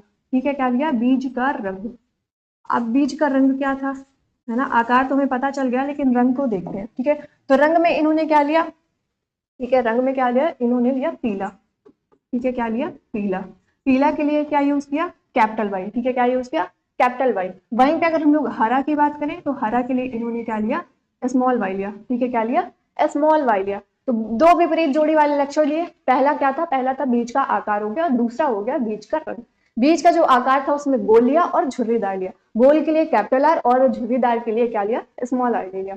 फिर इन्होंने क्या किया? इन्होंने बीज का जो रंग था वो ले लिया। बीज का रंग क्या था? पहला था पीला और दूसरा था क्या था? हरा था। पीला के लिए इन्होंने क्या यूज किया? इन्होंने कैपिटल वाई यूज किया, और हरा के लिए क्या किया? हरा के लिए इन्होंने स्मॉल वाई का यूज किया। ठीक है, किसका यूज किया? स्मॉल वाई का यूज किया। तो ये इतना आपको क्या करना है? इतना आपको याद रखना है। ठीक है, ये वाला जो भाग है इसको आपको याद रखना है। ठीक है, अगर ये याद हो गया ना तो आगे की जो कहानी है वो आपको अच्छी तरीके से समझ आने वाली है। ठीक है, वो क्या होगी? वो आपको अच्छी तरीके से समझ आएगी। यहां तक सही है? चलो चलो भाई चलो, आप देखो अब यहीं पे देखते हैं। ठीक है, यहीं पे क्या करते हैं? यहीं पे हम लोग देखते हैं, आगे देखते हैं। ठीक है, आगे देखते हैं, यहाँ पे देखते हैं। तो यहाँ पे इन्होंने क्या किया? इन्होंने पहले ले लिया गोल। ठीक है, गोल पीला लिया, गोल पीला ले लिया, और क्या लिया? झुर्रीदार हरा। झुर्रीदार हरा लिया, ठीक है। तो गोल के लिए क्या था, गोल के लिए कैपिटल आर था, ठीक है, गोल के लिए क्या था, कैपिटल आर हो गया, ठीक है। और जो पीला था उसके लिए क्या लिया था, उसके लिए इन्होंने कैपिटल वाई लिया था, ठीक है, क्या लिया था, कैपिटल वाई लिया था। तो गोल के लिए आर आर हो गया और पीला के लिए कैपिटल वाई हो गया। झुर्रीदार के लिए क्या हो गया, स्मॉल आर, और हरा के लिए क्या हो गया, हरा के लिए स्मॉल वाई हो गया, ठीक है। इसको थोड़ा सा पास में लिखते हैं, ठीक है, इसको क्या कहते हैं, इसको पास में लिख देते हैं। अब इन दोनों का क्या किया, इन दोनों का क्रॉस करवा दिया, ठीक है, इनका क्या किया, इन दोनों का उन्होंने क्रॉस करवा दिया, ठीक है। तो इसका जो निकलेगा तो क्या निकलेगा, ये हो जाएगा कैपिटल आर कैपिटल वाई, इसका हो जाएगा स्मॉल आर स्मॉल वाई, ठीक है, क्या हुआ, स्मॉल आर स्मॉल वाई हो गया। अब देखो, ठीक है, अब इन दोनों से क्या मिला, इन दोनों से मिला कैपिटल आर कैपिटल वाई और स्मॉल वाई, ठीक है, इतना मिल गया कि नहीं मिल गया, बताओ, मिला कि नहीं मिला। ये जो जब दोनों इनसे क्रॉस करवाएंगे तो क्या मिलेगा, कैपिटल आर जो होगा, ठीक है, कैपिटल आर हो गया और स्मॉल आर हो गया, यानी कि कैपिटल आर और स्मॉल आर हो गया, फिर कैपिटल वाई और स्मॉल वाई हो गया, ठीक है। यहां तक डन है, बताओ यहां तक डन है कि नहीं, जल्दी से बताओ, जल्दी से बताओ मुझे, जल्दी से बताओ। तो ये जो हमें मिला, ठीक है, ये वाला जो पोर्शन हमें मिला, यानी कि कैपिटल आर और स्मॉल आर और कैपिटल वाई और स्मॉल वाई मिला, ये क्या थे, कैपिटल आर के लिए हम क्या यूज करते हैं, ठीक है, यहाँ पे क्या यूज किया हमने, गोल का यूज किया, ठीक है, क्या यूज किया, गोल का यूज किया। कैपिटल वाई का क्या हुआ, पीला हो गया, ठीक है, क्या हो गया, पीला हो गया। तो ये जो हमें बीज मिले ये, ठीक है, कैसे थे, ये गोल पीले थे, ठीक है, क्या थे, गोले पीले बीज मिल गए, ठीक है, क्या मिल गए, गोले पीले गोल और पीले बीज मिल गए, ठीक है, क्या मिल गए, गोल पीले बीज मिल गए हमें, ठीक है। ये जो कैपिटल आर और स्मॉल आर है, कैपिटल वाई और स्मॉल वाई है, ये क्या है, ये हमारा गोल पीले बीज हो गया, ठीक है। यहां तक डन है, चलो बताओ, यहां तक डन है। तो ये हमारी कौन सी पीढ़ी हो गई, ये हमारी F1 पीढ़ी हो गई, यानी कि F1 जनरेशन हो गई, ठीक है, क्या होगी हमारी F1 जनरेशन हो गई। यहां तक डन है, बताओ जल्दी से, यहां तक समझ आया, एक बार जल्दी से कमेंट करके बताओ, यहां तक समझ आया या नहीं आया, जल्दी से बताओ, जल्दी से बताओ मुझे, यहां तक समझ आया कि नहीं आया। अब इन्होंने क्या किया, ठीक है, अब मेंडल जो थे इन्होंने क्या किया, अब इन्होंने इन दोनों का इनका क्या कर दिया, स्वपरागण करवा दिया, ठीक है, क्या कर दिया, इन्होंने इसका स्वपरागण करवा दिया। जो हमारा था कैपिटल आर हो गया, ठीक है, क्या हो गया हमारा, कैपिटल आर हो गया, और हमारा क्या हो गया, और हमारा हो गया small R, capital Y small Y, capital R small R, capital Y और स्मॉल वाई, ठीक है। तो ये क्या था, ये हमारा था गोल पीला, क्या था, गोल पीला, और ये भी हमारा क्या है, गोल पीला, ठीक है, क्या है हमारा, गोल पीला, ठीक। यहाँ तक देना। अब इन दोनों का क्या करवाएंगे, इन दोनों का स्वपरागण करवाएंगे। जब हमें F2 जनरेशन हमें क्या करना, हमें प्राप्त करना है, यानी कि F2 जनरेशन, F1 जनरेशन तो हमें मिल गई, F1 पीढ़ी मिल गई, अब हमें क्या चाहिए, अब हमें चाहिए F2 जनरेशन, यानी कि F2 पीढ़ी चाहिए, ठीक है, क्या चाहिए हमें, F2 पीढ़ी चाहिए। तो यहाँ पे चलो बनाते हैं, क्या बनाते हैं, पूनेट का चक्कर बोर्ड बनाते हैं, ठीक है, क्या करते हैं, पूनेट का चक्कर बोर्ड बनाते हैं। जल्दी से बनाओ भाई, जल्दी से बनाओ, कॉपी ले लो, पेन ले लो, ठीक है, स्केल ले लो, अगर चाहिए है तो ले लो, नहीं है तो कोई बात नहीं, ठीक है, अगर है तो अच्छी बात है, अगर नहीं है तो कोई बात नहीं, हाथ से ही मेरी तरह से आप लोग बना सकते हैं, ठीक है, थोड़ा सा इधर उधर होगा कोई बात नहीं, लेकिन हमें ये ऐसे खाने ही चाहिए, ठीक है, ऐसे कॉलम ही चाहिए हमें, ठीक है, पूरा एकदम से सीधा सीधा नहीं चाहिए, ऐसे भी आप बना सकते। तो अब देखो, अब देखो, अब यहाँ पे क्या करते हैं, यहाँ पे हम लेते हैं, ठीक है, क्या लेते हैं, यहाँ पे हम लोग ले लिए भाई, क्या ले लिए, capital R small R, capital Y small Y, फिर इधर भी हमने ले लिया capital R small R, capital Y और स्मॉल वाई, ठीक है। अब इन दोनों का क्या करवा देंगे, इन दोनों का आपस में क्रॉस करवाएंगे, ठीक है, क्या करवाएंगे, इन दोनों का आपस में क्रॉस करवाएंगे। कैसे करवाएंगे, अब देखो, ठीक है, कैसे करवाएंगे वो देखो, है ना, समझ आया कैसे करवाएंगे, नहीं समझ आया, देखो ऐसे समझ आएगा, ठीक है, कैसे समझ आएगा, ऐसे समझ आएगा। यहाँ पे हम लोग लिखते हैं कैपिटल आर, ठीक है, और स्मॉल आर, ठीक है, क्या लिख गए, capital R, sorry, capital R और कैपिटल वाई हो गया। यहाँ पे भी हमारा क्या हो गया, कैपिटल आर और कैपिटल वाई हो गया। यहाँ पे हमने क्या लिया, यहाँ पे हमने लिया कैपिटल आर और हमने ले लिया, ठीक है, हमने क्या ले लिया, हमने ले लिया स्मॉल वाई, ठीक है, यहाँ पे भी हमने क्या ले लिया, कैपिटल आर और स्मॉल वाई, ठीक है। यहाँ तक डन है, यहाँ तक डन है कि नहीं बताओ, यहाँ तक डन है कि नहीं बताओ, जल्दी बताओ, यहाँ तक डन है। चलो अब तीसरे नंबर पे हम लोग क्या लेंगे, तीसरे नंबर पे हम लोग लेंगे स्मॉल वाई और कैपिटल वाई, ठीक है। क्या लेंगे, स्मॉल वाई और कैपिटल वाई लेंगे, और यहाँ पे हमने ले लिया कैपिटल स्मॉल वाई और स्मॉल आर और स्मॉल वाई ले लिया। सेम यहाँ पे उठा के भी ऐसे रख देंगे, ठीक है, ये और ये हमारा हो गया, ठीक है। अब क्या करवाएंगे, अब इनका हम लोग करवाएंगे क्रॉस, ठीक है। क्या करवाएंगे, अब इनका हम लोग करवाएंगे क्रॉस। इसको तो हटा भी सकते हैं, ठीक है, इसको क्या कर देते हैं, इसको हटा देते हैं, इसका कोई काम नहीं, यहाँ तक डन है, ठीक है। यहाँ तक क्या है, यहाँ तक हमारा डन है। डन है कि नहीं, बताओ, डन है कि नहीं। अब इनका क्या करना है, इनका सबका आपस में क्रॉस करवाना है, ठीक है। सबसे पहले इसको उठाते हैं, ठीक है, ये कैपिटल आर और कैपिटल वाई को उठाते हैं, इसका क्रॉस हम लोग क्या करवाते हैं, कैपिटल आर और कैपिटल वाई से करवाते हैं। तो हमें क्या मिल जाएगा, कैपिटल आर कैपिटल वाई और कैपिटल वाई। फिर क्या करेंगे, फिर इस कैपिटल आर और कैपिटल वाई का फिर इससे क्रॉस करवा देंगे, ठीक है। तो हमें क्या मिलेगा, कैपिटल आर कैपिटल वाई और स्मॉल वाई। इसी तरह इसके साथ करवा देंगे तीसरे नंबर के साथ, तो हमें क्या मिलेगा, कैपिटल आर स्मॉल आर, फिर हमें क्या मिलेगा, हमें मिलेगा कैपिटल वाई और कैपिटल वाई, ठीक है। यहाँ तक डन है। अब चौथे वाले के साथ कराओ, चौथे वाले के साथ कैपिटल आर स्मॉल आर, फिर हमें क्या मिलेगा, क्या मिलेगा, यहाँ पे कैपिटल वाई है, ठीक है। तो कैपिटल वाई हो गया और स्मॉल वाई हो गया। अब इसी तरह इस दूसरे वाले के साथ करवा देंगे, ठीक है। तो मिल गया हमें कैपिटल आर कैपिटल वाई और कैपिटल वाई, वो स्मॉल वाई, ठीक है। क्या मिल गया, कैपिटल आर कैपिटल वाई और स्मॉल वाई। फिर इसके साथ दूसरे नंबर के साथ करवाएंगे कैपिटल आर स्मॉल वाई, ठीक है। फिर तीसरे वाले के साथ करवाएंगे कैपिटल आर स्मॉल आर, फिर हमें क्या मिला, हमें मिला कैपिटल वाई स्मॉल वाई, ठीक है। फिर इसी तरह चौथे वाले के साथ करवा देंगे कैपिटल आर स्मॉल वाई, ठीक है। यहाँ पे भी क्या है, स्मॉल वाई है, ठीक है। यहाँ तक डन है। क्या करेंगे, पहले वाला उठाएंगे, उसको चारों के साथ क्रॉस करवा देंगे, फिर दूसरा वाला उठाएंगे, फिर चारों के साथ क्रॉस करवा देंगे, फिर इसी तरह क्या करेंगे, तीसरा वाला उठाएंगे, ठीक है। क्या करेंगे, तीसरा वाला लेंगे, फिर क्या करेंगे, चारों के साथ क्रॉस करवाएंगे। तो हमें क्या मिला, हमें मिला कैपिटल आर स्मॉल आर और कैपिटल वाई और कैपिटल वाई, फिर करवा देंगे इसी तरह कैपिटल आर स्मॉल आर, फिर हमें क्या मिला, कैपिटल वाई और स्मॉल वाई। फिर देखो तीसरे वाले के साथ करवाएंगे तो स्मॉल आर कैपिटल वाई और कैपिटल वाई, ठीक है। यहाँ पे क्या होगा, कैपिटल वाई होगा। फिर चौथे वाले के साथ करवाएंगे कैपिटल आर स्मॉल आर हो गया। फिर यहाँ पे क्या है, यहाँ पे देखो कैपिटल वाई है, तो कैपिटल वाई क्या करेंगे, पहले लिखेंगे, ठीक है। देखो जो कैपिटल वाला रहेगा ना उसको पहले लिखेंगे, ठीक है। क्या करेंगे, कैपिटल वाले को पहले लिखेंगे। अब चौथा वाला उठाएंगे, फिर क्या करवाएंगे, चारों के साथ क्या करवा देंगे, क्रॉस करवाएंगे। तो हमें क्या मिला, हमें मिला कैपिटल आर स्मॉल आर, फिर हमें क्या मिला, कैपिटल वाई और स्मॉल वाई, ठीक है। फिर दूसरे वाले के साथ करवाएंगे कैपिटल आर स्मॉल आर, फिर हमें क्या मिला, हमें मिला स्मॉल वाई। तीसरे वाले के साथ करवाएंगे स्मॉल आर स्मॉल वाई और स्मॉल वाई मिल गया, ठीक है। फिर चौथे वाले के साथ करवाएंगे स्मॉल आर हो गया, फिर क्या हो गया, फिर यहाँ पे हो गया स्मॉल वाई हो गया, ठीक है। क्या हो गया, स्मॉल वाई हो गया, ठीक है। यहाँ पे देखो, यहाँ पे ये थोड़ा सा गलत है, ठीक है।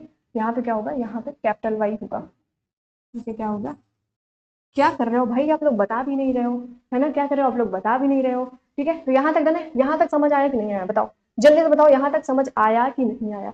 अभी देखो, अब अगर इसका हम लोग क्या करेंगे, अब इसका हम लोग अगर फिनोटाइप निकालेंगे, ठीक है, क्या निकालेंगे, फिनोटाइप अगर हम इसका निकालेंगे, ठीक है भाई, फिनोटाइप, तो इसका फिनोटाइप क्या आएगा, बताओ जल्दी बताओ आप, इसका फिनोटाइप क्या आएगा, ठीक है। फिनोटाइप क्या आएगा, देखो ये जो कैपिटल आर है किसके लिए यूज किया जाता है, ये गोल के लिए, ठीक है, किसके लिए, गोल के लिए, है ना। और कैपिटल वाई किसके लिए था, पीला के लिए था, ठीक है, किसके लिए था, पीला के लिए था। वहीं पे अगर हम लोग स्मॉल आर की बात करें तो ये किसके लिए था, ये था झोटेदार के लिए, और स्मॉल वाई जो था वो किसके लिए था, वो हरा के लिए था, ठीक है, किसके लिए था, वो हरा के लिए था। अब यहाँ पे देखेंगे, ठीक है, अब यहाँ पे अगर हम लोग गोल पीला की बात करें, ठीक है, यहाँ पे अगर मैं गोल पीला की बात करूं, ठीक है, गोल पीला की अगर मैं बात करूं तो यहाँ पे आप लोगों को गोल पीले कितने दिख रहे हैं, ठीक है। यहाँ पे आपको बताना है कि जो गोल पीले हैं आपके वो कितने दिख रहे हैं। तो सबसे पहले तो ये वाला हो गया, ठीक है, ये क्या हो गया, गोल पीला हो गया। ये भी आपका क्या हो जाएगा, ये भी आपका गोल पीला हो गया। ये वाला भी आपका क्या होगा, ये वाला भी गोल पीला हो जाएगा। लास्ट वाला भी आपका क्या होगा, ये भी आपका गोल पीला हो जाएगा, ठीक है। चार तो हमें मिल गए, ठीक है, कितने मिल गए, हमें चार तो मिल गए, ठीक है, कितने मिल गए, चार हमें गोल पीला मिल गए। अभी हमें और चाहिए, ठीक है, तो ये वाला भी आपका गोल पीला है, क्योंकि स्टार्टिंग में मैंने आपको बताया था, यानी कि जब हमने स्वतंत्र अभिविवरण का नियम पढ़ा था वहां पे, मतलब थ्योरी जब उसकी पढ़ी थी तब हमें वहां पे क्या पता चला था कि जो ये जीनो फिनोटाइप है, ठीक है, फिनोटाइप का जो रेशियो था यानी कि अनुपात था वो कितना था, वो हमारा था, ठीक है, वो हमारा कितना था 9:3:1 था, ठीक है, कितना था 9:3:1 था, ठीक है, ये क्या था, ये हमारा फिनोटाइप रेशियो था यानी कि फिनोटाइप का अनुपात था, ठीक है। तो हमें जो गोल पीला है वो कितने मिल गए, अभी तो हमें 5 मिले हैं, चाहिए कितने, हमें 9 चाहिए, यानी कि 9 हमारे क्या होंगे, 9 हमारे गोल पीला होंगे, ठीक है, क्या होंगे, 9 हमारे गोल पीला होंगे, ठीक है, क्या होंगे, हमारे गोल पीला होंगे। तो सबसे पहले हम लोग गोल पीला को ही ढूंढते हैं, तो हमें 5 मिल गए, फिर यहाँ पे क्या होगा, ये वाला भी हमारा गोल पीला होगा, ठीक है, क्या होगा, गोल पीला होगा, ठीक है, क्या होगा, हमारा गोल पीला होगा, एंड ये वाला भी हमारा क्या हो जाएगा, ये वाला भी हमारा गोल पीला हो गया,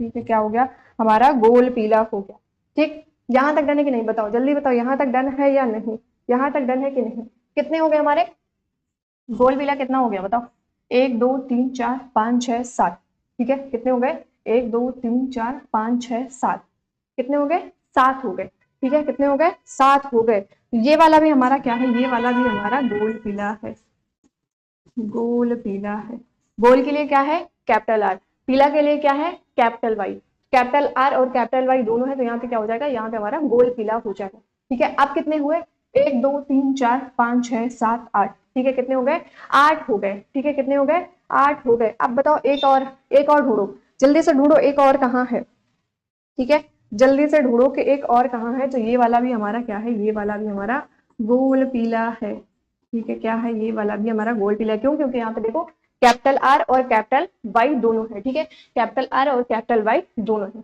ठीक है, यहाँ तक डन है। तो गोल पीला हमारे कितने हैं, 9 हो गए, ठीक है, कितने हो गए हमारे, 9 हो गए, कितने हो गए, 9 हो गए। अब देखो, अब हमें ढूंढना है झुर्रीदार और हरा, ठीक है, तो ये वाला हमारा क्या हो जाएगा, ठीक है, ये वाला जो है, ये वाला हमारा क्या हो जाएगा, ये वाला हमारा हो जाएगा हरा झुर्रेदार, ठीक है, क्या हो गया, हरा झुर्रेदार हो गया, ठीक है, क्या हो गया, हरा झुर्रेदार हो गया, ठीक। फिर उसके बाद कौन सा हो गया, फिर हमारा हो गया ये वाला, ठीक है, ये वाला भी हमारा हरा झुर्रेदार, क्या हो गया, हरा झुर्रेदार हो गया, ठीक है। और ये वाला भी हमारा कौन सा हो जाएगा,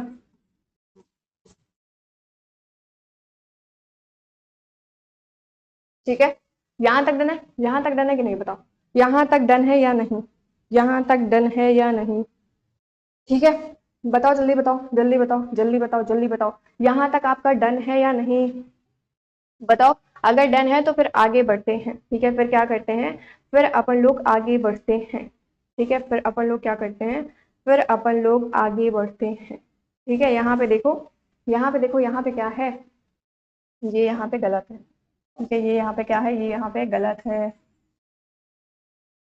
ठीक है, ये क्या होगा आपका, है ना, यही देख रही थी मैं, आप लोग ढंग से देख रहे हो या नहीं देख रहे हो, है ना, या बस ऐसे ही जो बताए दे रही हूँ वो बस आप लोग देख रहे हो, है ना, यही देख रही थी आप लोगों का। देखो, ये जो हमारा है, ठीक है, क्या है, ये जो हमारा है, ठीक, ये जो हमारा है, ये क्या होगा, ये कैपिटल आर और कैपिटल आर, ठीक है, capital R, capital R, small Y और स्मॉल वाई, ठीक है। तो ये वाला हमारा क्या हो जाएगा, ये वाला हमारा हो जाएगा गोल हरा, ठीक है, क्या होगा हमारा, गोल हरा हो जाएगा, क्या हो जाएगा हमारा, गोल हरा हो जाएगा, ठीक है। बताओ, बताओ जल्दी से, यहां तक डन है कि नहीं डन है, बताओ जल्दी से, डन है या नहीं डन है, गोल हरा हो गया, ये वाला भी हमारा क्या होगा, ये वाला हमारा गोल हरा होगा, और ये वाला भी हमारा क्या होगा, गोल हरा होगा, ठीक है। तो गोल हरा हमें कितने मिल गए, 3 मिल गए, ठीक है, कितने मिल गए, 3 मिल गए, गोल और हरा, ठीक है, कितने मिल गए, 3 हमें गोल और हरा मिल गए, ठीक है। अब हमें क्या चाहिए, अब हमें चाहिए झुर्रीदार और पीला चाहिए, ठीक है, तो ये हमारा क्या है, ये हमारा झुर्रीदार पीला हो गया, ये भी क्या हो गया, झुर्रीदार, ठीक है, क्या हो गया, झुर्रीदार और हमारा पीला हो गया, ठीक है, क्या हो गया, हमारा झुर्रीदार पीला हो गया, और ये वाला भी हमारा झुर्रीदार पीला हो गया, ठीक है, यहाँ तक डन है। एंड लास्ट में हमारा क्या बचता है, लास्ट में हमारा बचता है ये, स्मॉल आर स्मॉल वाई और स्मॉल वाई, तो ये हमारा क्या है, झुर्रीदार, ठीक है, झुर्रीदार हरा हो गया। क्या हो गया, झुर्रीदार हमारा हरा हो गया, हला, ठीक है, क्या हो गया, झुर्रीदार हरा हो गया। तो हमें कौन सा अनुपात मिला, हमें जो अनुपात मिला था यानी कि फिनोटाइप जो था वो 9:3:3:1 अनुपात में था, ठीक है। तो 9 हमारे क्या थे, 9 हमारे गोल पीला है, ठीक है, 3 क्या है, 3 हमारे गोल हरा है, ठीक है। फिर हमारे 3 क्या है, 3 हमारे हैं फिर झुर्रीदार, ठीक है, झुर्रीदार पीला, झुर्रीदार पीला हो गया। लास्ट में हमें 1 अनुपात में क्या मिलता है, 1 के अनुपात में हमें मिलता है झुर्रीदार हरा, झुर्रीदार हरा मिलता है, ठीक है। तो ये क्या था, ये था हमारा मेंडल का तीसरा नियम यानी कि स्वतंत्र अभिव्यूहन का नियम, ठीक है। एक बार जल्दी से इसको देख लेंगे और इसका स्क्रीनशॉट लेंगे, फिर अपन लोग आगे बढ़ते हैं, ठीक है। देन चलो चलो भाई चलो, अब यहाँ पे हम लोग पढ़ते हैं लिंग निर्धारण को, ठीक है। क्या पढ़ते हैं, लिंग निर्धारण को पढ़ते हैं। तो यहाँ पे जानते हैं कि जो लिंग निर्धारण होता है ये क्या होता है, तो लैंगिक जनन में माता पिता का योगदान अपने जीन का आधा हिस्सा होता है, ठीक है। क्या होता है, अपने जीन का आधा हिस्सा होता है। जब लैंगिक जनन की प्रोसेस होती है, लैंगिक जनन की जो क्रिया होती है उसमें जो माता पिता होते हैं, भाई लैंगिक जनन के लिए माता और पिता चाहिए यानी कि मेल और फीमेल दोनों चाहिए, तभी ये लैंगिक जनन होगा, अन्यथा नहीं होगा, ठीक है। तो ये जो लैंगिक जनन होता है उसमें माता और पिता का दोनों का योगदान होता है, ठीक है। दोनों के जीन का जो योगदान होता है वो क्या होता है, आधा आधा हिस्सा होता है। अगर हम लोग बात करें मनुष्य में, ठीक है, जो मनुष्य होते हैं उनमें 46 गुणसूत्र पाए जाते हैं, ठीक है। जो ह्यूमंस हैं, मैं हूं, आप हैं, ठीक है, इन सब में क्या होते हैं, मनुष्य में 46 गुणसूत्र पाए जाते हैं यानी कि 46 क्रोमोसोम पाए जाते हैं। अब ये जो 46 गुणसूत्र होते हैं, ठीक है, जो 46 गुणसूत्र होते हैं इनमें से जो 44 होते हैं वो आपके होते हैं आटोसोम, ठीक है, आटोसोम क्रोमोसोम होते हैं, ठीक है, यानी कि अलिंग गुणसूत्र होते हैं। और वहीं अगर मैं बात करूं जो 2 गुणसूत्र पाए जाते हैं यानी कि एक जोड़ी जो गुणसूत्र पाए जाते हैं वो हमारे क्या होते हैं, वो हमारे सेक्स क्रोमोसोम होते हैं यानी कि लिंग गुणसूत्र होते हैं, ठीक है, जो लिंग का निर्धारण करते हैं कि लड़की होगी या फिर लड़का होगा, ठीक है। तो 46 गुणसूत्र, टोटल कितने गुणसूत्र पाए जाते हैं, टोटल 46 गुणसूत्र पाए जाते हैं। 46 में से जो 44 गुणसूत्र होते हैं वो कौन से होते हैं, वो हमारे आटोसोम होते हैं। और जो हमारे 2 गुणसूत्र पाए जाते हैं यानी कि एक जोड़ी जो गुणसूत्र पाए जाते हैं वो हमारे कौन से होते हैं, सेक्स क्रोमोसोम यानी कि लिंग गुणसूत्र होते हैं, ठीक है। तो ये आपको याद रखना है, ठीक। देखो लिंग निर्धारण जो होता है, ठीक है, लिंग निर्धारण एक जैविक प्रक्रिया है जो यह तय करती है कि कोई जो जीव है वो नर होगा या फिर मादा, ठीक है। जो लिंग निर्धारण की क्रिया होती है वो एक जैविक क्रिया होती है जिसमें से ये हमें पता चलता है कि जो जीव होगा वो मादा होगा या फिर नर होगा यानी कि मेल होगा या फिर फीमेल होगा। मनुष्यों में यह लिंग गुणसूत्रों के संयोजन से होता है। जो ह्यूमंस होते हैं उसमें जो लिंग गुणसूत्र होता है, ठीक है, इसके संयोजन से होता है ये लिंग निर्धारण, ठीक है। मनुष्यों में जो लिंग निर्धारण होता है वो किसके द्वारा, वो लिंग गुणसूत्रों के संयोजन से होता है, ठीक है। महिलाओं में यानी कि जो फीमेल्स होती हैं उनमें XX क्रोमोसोम पाए जाते हैं, ठीक है, कौन से XX क्रोमोसोम पाए जाते हैं। और वहीं पे जो मेल होते हैं यानी कि पुरुष होते हैं उनमें XY गुणसूत्र होते हैं, ठीक है।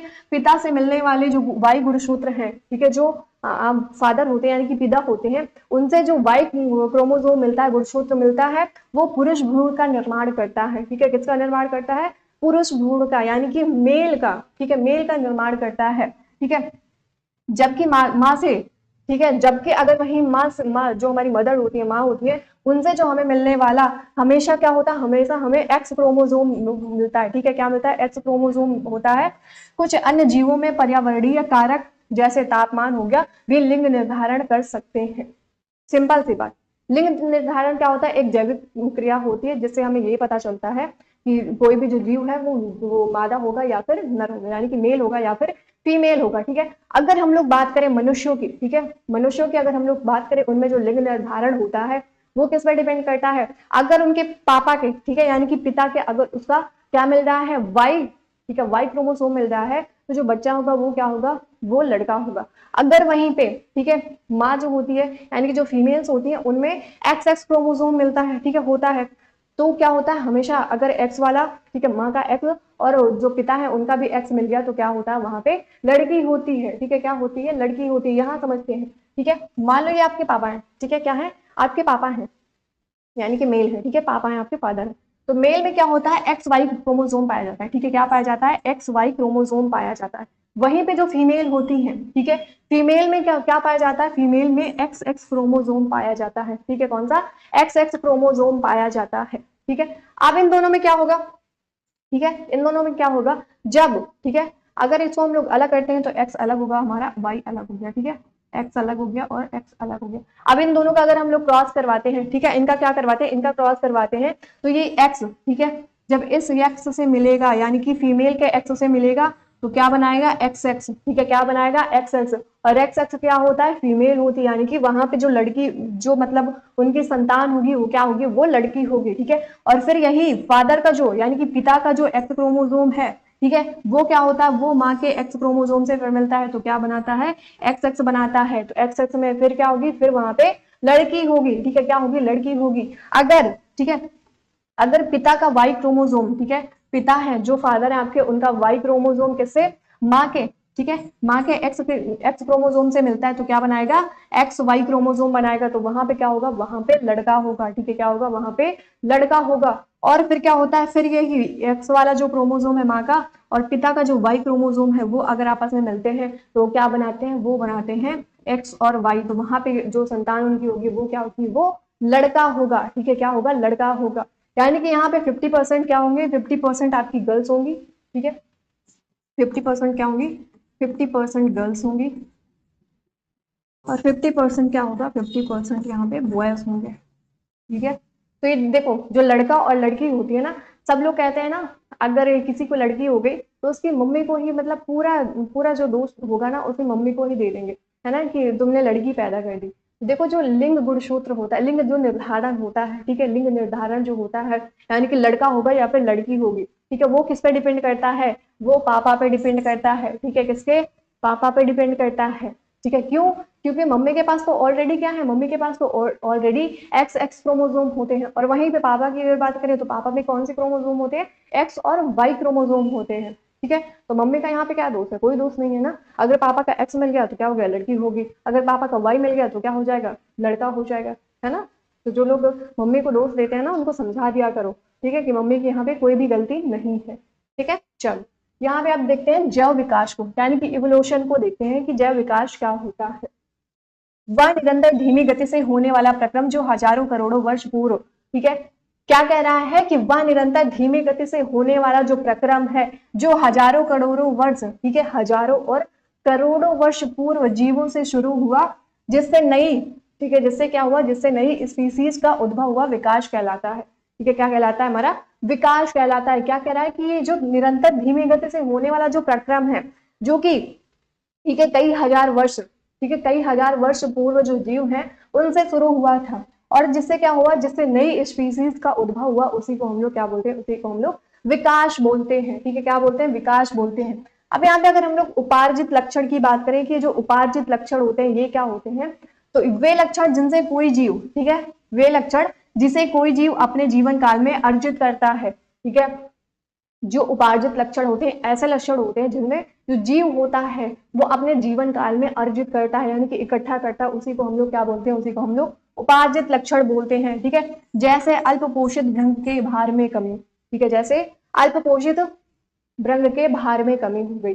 आप अपने जीवन काल में, ठीक है, आप अपने पूरे जीवन काल में जो भी लक्षण, ठीक है, जो भी क्या करेंगे, जो भी लक्षण को क्या करेंगे, अर्जित करेंगे, वही आपका क्या कहलाएगा, वही आपका उपार्जित लक्षण कहलाएगा। अब यहाँ पे हम लोग समझते हैं कि उपार्जित लक्षण एवं अनुवांशिक लक्षण जो होते हैं इनके गुण क्या होते हैं, ठीक है। तो एक तरफ हमारा लिखा उपार्जित लक्षण और दूसरी तरफ हमारा लिखा है आनुवंशिक लक्षण, ठीक है। तो सबसे पहले देखते हैं उपार्जित लक्षण को।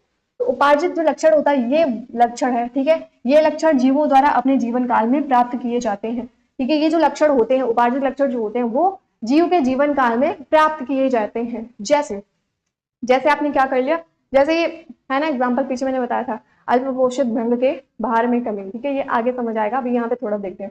अगर वहीं पे हम लोग आनुवंशिक लक्षण की बात करें तो ये लक्षण जीवों के वंशानुगत प्राप्त होते हैं, ठीक है। जैसे जो उपार्जित लक्षण होते हैं, ठीक है, आपके मान लो, ठीक है, मान लो आपने क्या किया, आपने यहाँ पे कान पे छेद करवा लिया, ठीक है, क्या करवा लिया, छेद करवा लिया, ठीक है। अभी ये नहीं है कि आपकी जो मतलब संतान होगी उसके भी छेद होगा, है ना, वो नहीं होगा। क्यों, क्योंकि ये आपका उपार्जित लक्षण है, ठीक है, क्या है आपका उपार्जित लक्षण है। मान लो आपने बढ़िया, है ना, डोले शोले बना लिया जिम वगैरह करके, अब आप सोचे कि आपसे जो बेबी होगा वो भी उसी तरह हो जाए, है ना, उसके भी डोलो सिल्वर बने रहे, तो वो क्या है, वो ऐसा नहीं होगा। क्यों? क्योंकि वो उसका उपार्जित लक्षण है। ठीक है, अगर वहीं पे उपार्जित लक्षण की सेकंड नंबर पे बात करें तो इसमें क्या है कि ये जनन कोशिकाओं के, ठीक है, ये क्या होते हैं, ये जनन कोशिकाओं के डीएनए में कोई अंतर नहीं लाते हैं। ठीक है, क्या होते हैं, जो उपार्जित लक्षण होते हैं ये डीएनए में कोई भी लक्षण, कोई भी जो असमानता होती है, भिन्नता होती है, वो नहीं लाते हैं।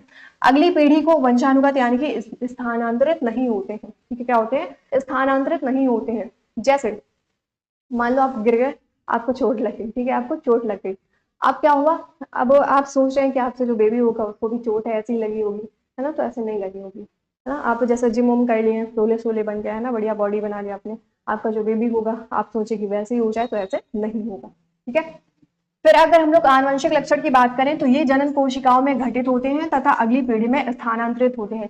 जो आनुवंशिक लक्षण होते हैं वो क्या होते हैं, वो हमारी जनन कोशिकाओं में घटित होते हैं और हमारे क्या होते हैं, अगली पीढ़ी में स्थानांतरित होते हैं। ठीक है, कौन से, हमारे जो आनुवंशिक लक्षण होते हैं। अगले यहाँ पे अगर हम लोग उपार्जित लक्षण की बात करें तो जैव विकास में सहायक नहीं होते। जो उपार्जित लक्षण होते हैं वो जैव विकास में सहायक नहीं होते। वहीं पे अगर हम लोग आनुवंशिक लक्षण की बात करें तो जैव विकास में क्या होते हैं, ये सहायक होते हैं। अगर उपार्जित लक्षण का क्या देखें, हम लोग एग्जाम्पल देखें तो इसमें क्या है, अल्प पोषित भंग के भार में कमी हो गई। अगर वहीं पे हम लोग आनुवंशिक लक्षण का उदाहरण देखें तो इसमें क्या हो गया, जैसे मानव के आंखों व बालों का रंग हो गया, है ना। जैसे मेरी आंखें क्या है, मान लो मेरी आंखें ब्लू कलर की है ना, ब्लू कलर की, यहाँ पे ब्लैक कलर की, यहाँ पे ग्रे कलर की है। तो अब ये जो मेरा लक्षण है, ठीक है, ये ऐसा हो सकता है कि जो मेरा बेबी आएगा, है ना, मेरी जो संतान होगी उसके भी आंखें क्या होंगी, ऐसे ही सेम होंगी। ठीक है, तो ये क्या है, ये हमारा आनुवंशिक लक्षण है। ठीक है, क्या है, हमारा आनुवंशिक लक्षण है। अब यहाँ पे हम लोग थोड़ा सा पढ़ लेते हैं कि जो हमारा समजात अंग होता है ये क्या होता है। ठीक है, क्योंकि यहाँ से आपके एग्जाम में क्वेश्चन पूछे जाते हैं। ठीक है, तो समजात अंग की अगर हम लोग बात करें तो ऐसे अंग जो संरचना एवं उत्पत्ति के दृष्टिकोण से एक समान होते हैं। जो समजात अंग होते हैं वो संरचना, ठीक है, संरचना के और उत्पत्ति के दोनों में, ठीक है, दोनों के दृष्टिकोण से क्या होते हैं, समान होते हैं, एक समान होते हैं। ठीक है, क्या होते हैं, एज इट इज होते हैं, एक समान होते हैं। होते हुए भी क्या होता है, उनका जो कार्य होता है भिन्न भिन्न होता है। ठीक है, संरचना से और उत्पत्ति से दोनों क्या है, समान है, लेकिन उनका जो काम है वो क्या होगा, वो भिन्न भिन्न होगा। तो उसको हम लोग क्या कहेंगे, उसको हम लोग कहेंगे, क्या कहेंगे, समजात अंग कहेंगे। जैसे हमारा हाथ और कुत्ते का अग्रपात, जैसे जो हमारा हाथ होता है और कुत्ते के जो आगे वाले पैर होते हैं वो दोनों एक समान दिखते हैं। ठीक है, क्या होते हैं, दोनों एक समान दिखते हैं। ठीक है, क्या होते हैं, दोनों एक समान दिखते हैं, लेकिन इनका काम क्या होता है, अलग अलग होता है। ठीक है, कुत्ते क्या करते हैं भाई, चलने का काम होता है उनका, है ना। हमारा काम क्या है, हमारा काम खाने खाने का काम है ना, लिखने का काम है ना, हम अपने हाथ से बाहर भी उठा सकते हैं ना, ये सब काम होता है। तो ये क्या है, ये हमारे, ये क्या होते हैं, ये समजात अंग होते हैं। जैसे पक्षी का, है ना, पक्षी के जो पैर वगैरह होते हैं वो हो गया, मानव का हाथ हो गया, मेढक हो गया, छिपकली हो गया, ये सब क्या होते हैं, ये सब के सब क्या होते हैं, समजात अंग होते हैं। ठीक है, अब यहाँ पे हम लोग पढ़ते हैं असमजात यानी कि समरूप अंग की बात करते हैं। ये जो असमजात अंग होते हैं ये क्या होते हैं, ऐसे अंग जो रचना में एवं उत्पत्ति, ठीक है, जो ऐसे अंग होते हैं जो रचना और उत्पत्ति के दृष्टिकोण से क्या होते हैं, दृष्टिकोण से एक दूसरे से बिल्कुल भिन्न होते हैं। ठीक है, उनकी संरचना और उत्पत्ति जो होगी बिल्कुल से भिन्न होगी, लेकिन उनका कार्य जो होता है वो एक जैसा होता है। वो कैसा होता है, वो एक जैसा होता है। तो उसको हम लोग क्या कहते हैं, उसको हम लोग असमजात अंग कहते हैं। क्या कहते हैं, असमजात अंग कहते हैं। जैसे तितली तथा पक्षी के पंख हो गए, ठीक है, तितली हो गई और जो पक्षी हो गए, ठीक है, जो तितली हो गई और जो पक्षी हो गए, दोनों के जो पंख होते हैं वो क्या होते हैं, रचना में और उत्पत्ति में असमान होते हैं। ठीक है, यानी कि एक समान नहीं होते, लेकिन उनका जो काम होता है वो क्या होता है, एक समान होता है। क्यों, क्योंकि वो उड़ने का काम करते हैं उनसे, है ना। पक्षी के पंख हो गए, तितली के जो पंख होते हैं वो किसका काम करते हैं, वो उड़ने का काम करते हैं। ठीक है, किसका, उड़ने का काम करते हैं। जैसे पक्षी हो गया और चमगादड़ भी हो गया, है ना, चमगादड़ भी हो गया, उन दोनों का भी काम क्या है, उड़ने का काम ही होता है। तो ये हमारे क्या होते हैं, ये हमारे होते हैं असमजात अंग यानी कि समरूप अंग होते हैं।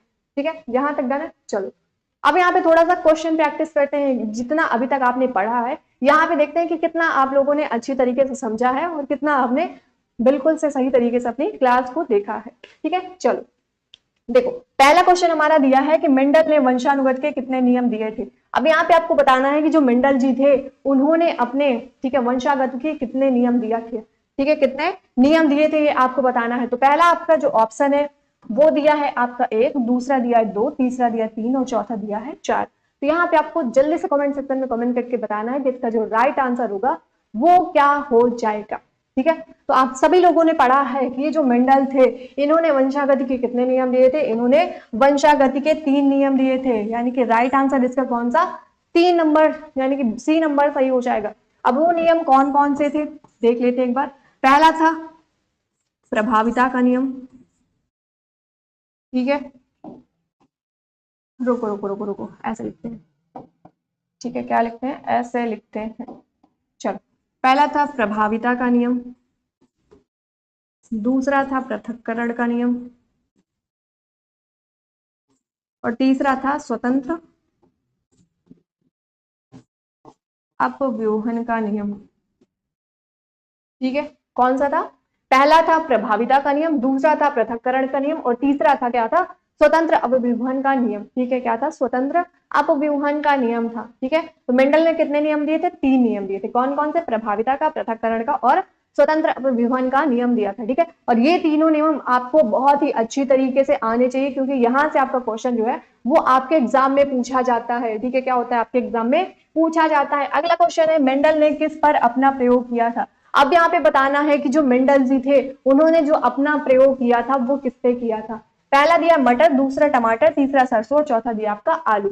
अब आपको यहाँ पे जल्दी से कमेंट सेक्शन में कमेंट करके बताना है कि इसका जो राइट आंसर होगा वो कौन सा हो जाएगा। ठीक है, चलो देखो, तो इसका राइट आंसर हमारा हो जाएगा ए नंबर। ठीक है, कौन सा हो जाएगा हमारा, ए नंबर हो जाएगा। यानी कि जो मेंडल थे उन्होंने जो अपना प्रयोग किया था वो किस पर किया था, मटर पे किया था। कौन सा मटर था, उद्यान मटर।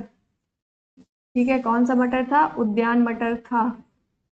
ठीक है, अब क्यों किया था ये आप सभी लोग मुझे क्या करेंगे, कमेंट सेक्शन में कमेंट करके बताएंगे। और ये जो मटर था इसका जो वैज्ञानिक नाम था वो क्या था, वो था पाइजम, पाइजम सटाइवम। ठीक है, क्या था, पाइजम सटाइवम था। ठीक है, ये आपको याद रखना है। अगला क्वेश्चन देखते हैं, मनुष्य में कितने जोड़ी गुणसूत्र पाए जाते हैं। अब यहाँ पे बताना है कि जो ह्यूमंस होते हैं, जो मनुष्य होते हैं, उसमें कितने जोड़ी गुणसूत्र पाए जाते हैं। ठीक है, कितने जोड़ी क्रोमोसोम पाए जाते हैं।